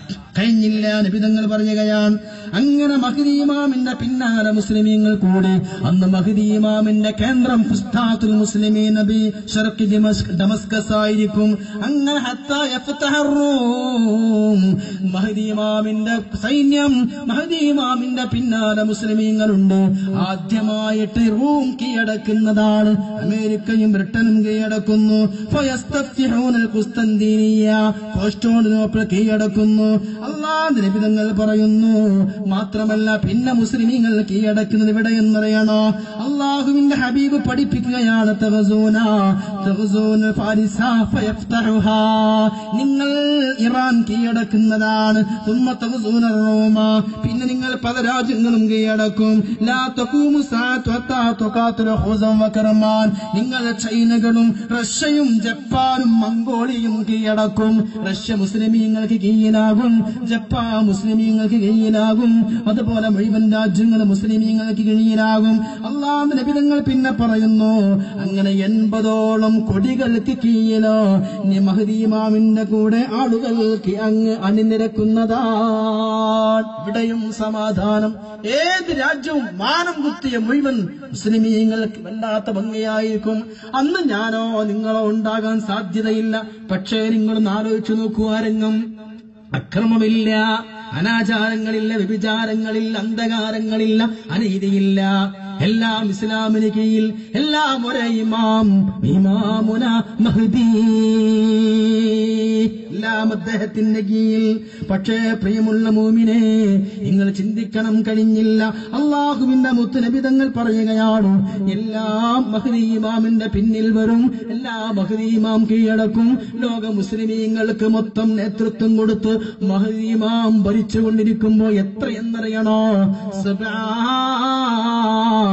7 കൊല്ലം. 7 കൊല്ലം. വേറെ ചില ഹദീസിലുണ്ട് 9 കൊല്ലം മഹ്ദി ഇമാം ഇങ്ങനെ ഭരിച്ച്, അങ്ങനെ അവസാനം കോൺസ്റ്റാന്റിനോപ്പിളും കീഴടക്കുമ്പോ മുസ്ലിമീങ്ങൾക്ക് ധാരാളം ഗനീമത്ത് കിട്ടുന്നതാണ്. പാശ്ചാത്യ രാജ്യത്തിന്റെ മുഴുവൻ സമ്പത്തും മുസ്ലിമീങ്ങൾക്ക് കിട്ടും. സന്തോഷത്തോടെ മുസ്ലിമീങ്ങൾ അത് വീതിച്ചെടുക്കാൻ പോകുമ്പോഴേക്ക് എല്ലാ സന്തോഷങ്ങളെയും കീറി മുറിച്ചുകൊണ്ട് എല്ലാ സന്തോഷങ്ങൾക്ക് മറുതിയാവുകയാണ്. അപ്പോഴേക്ക് ലോകപ്രചാരം നടക്കുന്നു. എന്തെന്നറിയണോ? ഇതാ ദജ്ജാൽ വന്നിരിക്കുന്നു എന്ന വാർത്ത അപ്പോഴേക്ക് പരക്കും. അമേരിക്കയും ബ്രിട്ടനും യൂറോപ്പും ഫ്രാൻസും ഇറ്റലിയും ഒക്കെ മുസ്ലിമീങ്ങൾക്ക് പിന്നാലെ വന്ന് കോടിക്കണക്കിന് സമ്പത്ത് മുസ്ലിമീങ്ങളെ പിന്നിൽ വന്ന് അതോടെ ചെയ്യുമ്പോഴേക്ക് ദജ്ജാല് പുറപ്പെടും. അതോടെ സന്തോഷം നിൽക്കുന്നു, അതോടെ പ്രതീക്ഷകൾ മങ്ങുന്നു. പിന്നെ മഹ്ദി ഇമാമിന് പിടിച്ചു നിൽക്കാൻ കഴിയില്ല, പിന്നെ മഹ്ദി ഇമാമിന് മുന്നോട്ട് പോകാൻ കഴിയില്ല. അവിടെയാണ് ഇനി നമ്മുടെ വിഷയത്തിന്റെ വഴിത്തിരിവ്. ഇനി ആ ദജ്ജാലിനെ നശിപ്പിക്കാനാണ് ആള് വരേണ്ടത്. അതാണ് ബഹുമാനപ്പെട്ട നബിയുല്ലാഹി ഈസാ. ഈസാ നബി അലൈഹി ഇസ്ലാമിന്റെ വരവ്. എല്ലാം കീഴടക്കി, അമേരിക്കൻ ബ്രിട്ടനൊക്കെ കീഴടക്കി, പേർഷ്യൊക്കെ കീഴടക്കി, അവസാനം കോൺസ്റ്റാന്റിനോപ്പിൾ കീഴടക്കലോടുകൂടെ കഴിഞ്ഞു. മഹ്ദി ഇമാമിന്റെ യുഗം കഴിയാൻ പോവാണ്. കോൺസ്റ്റാന്റിനോപ്പിൾ തുർക്കിയുടെ ഏറ്റവും ഇന്ന് ആ കോൺസ്റ്റാന്റിനോപ്പിൾ ലോകത്തെ ഏറ്റവും വലിയ മസ്ജിദുൽ ഹറാം കഴിഞ്ഞ ലോകത്തെ ഏറ്റവും വലിയ പള്ളി ഇസ്താംബുൾ പള്ളിയാണ്. ഇന്നലത്തെ പത്രം എനിക്കറിയൂല, മാർപ്പാപ്പ ആ പള്ളിയിലുണ്ട്. ഇസ്താംബൂളിലെ പള്ളിയിൽ മാർപ്പാപ്പയും അവിടുത്തെ ഗ്രാൻഡ് മുഫ്തിയും പ്രാർത്ഥിക്കുന്ന ഒരു ഫോട്ടോ പത്രത്തിൽ കണ്ടിരുന്നു. ആ കോൺസ്റ്റാന്റിനോപ്പിൾ മഹ്ദി ഇമാം കീഴടക്കിയാൽ ആ കീഴടക്കുമ്പോഴേക്ക് ലോകത്തെ മുസ്ലിമീങ്ങളെ പ്രതീക്ഷയെ മുങ്ങിയിട്ട് വാർത്ത പരക്കും. എന്ത്? ദജ്ജാൽ പുറപ്പെട്ടിരിക്കുന്നു. പിന്നെ മഹദി ഇമാമിനെ പിടിച്ചു നിൽക്കാൻ പ്രയാസമാകും. പിന്നെ സഹായത്തിനാളാര് വരിക? ബഹുമാനപ്പെട്ട ഈസാ ഇബ്നു മറിയം അലൈഹിസ്സലാം. അല്ലാഹുവിന്റെ നബി തങ്ങൾ പറഞ്ഞല്ലോ, ബഹുമാനപ്പെട്ട മഹദി ഇമാം അദ്ദേഹത്തിന്റെ കേന്ദ്രം ഡമസ്കസ് ആയിരിക്കും. ഡമസ്കസിലെ വെള്ള മിനാരമുള്ള പള്ളിയിൽ മഹദി ഇമാം അസ്ർ നിസ്കരിക്കാൻ പോകുമ്പോ നബി തങ്ങൾ പറയുകയാണ്, ഡമസ്കസിലെ വെള്ള മിനാരമുള്ള പള്ളിയിൽ അസ്ർ നിസ്കരിക്കാൻ മുസ്ലിമീങ്ങൾ ഒരുമിച്ച് കൂടുമ്പോ അന്നതാ ബഹുമാനപ്പെട്ട ഈസാ നബി അലൈഹിസ്സലാം ഇറങ്ങി വരും. ഇങ്ങനെ 2 മലക്കുകളെ ചിറകിലേറിയിട്ട് 2 മഞ്ഞ വസ്ത്രം ധരിച്ചുകൊണ്ട് 2 മലക്കുകളെ ചുമലിലേറിയിട്ട വെള്ളമിനാരമുള്ള ഡമസ്കസിലെ പള്ളിയിലേക്ക് ആ മിനാരത്തിലൂടെ ഈസാ നബി ഇറങ്ങി വരുമെന്ന് മുഹമ്മദ് മുസ്തഫ. ഈസാ നബി അലൈഹിസ്സലാം ഇറങ്ങി വരുമ്പോ അസ്ർ ബാങ്ക് കൊടുത്തിട്ടുണ്ടാകും. നബി തങ്ങൾ അന്നത് പ്രഖ്യാപിക്കുമ്പോ സിറിയയിൽ അങ്ങനത്തെ ഒരു പള്ളി എന്നല്ല. ഇന്ന് ഫലസ്തീൻ, ജോർദാൻ, ബൈത്തുൽ മുഖദ്ദസൊക്കെ പോകുന്ന ഒരുപാട് ട്രാവൽസിലുണ്ട്.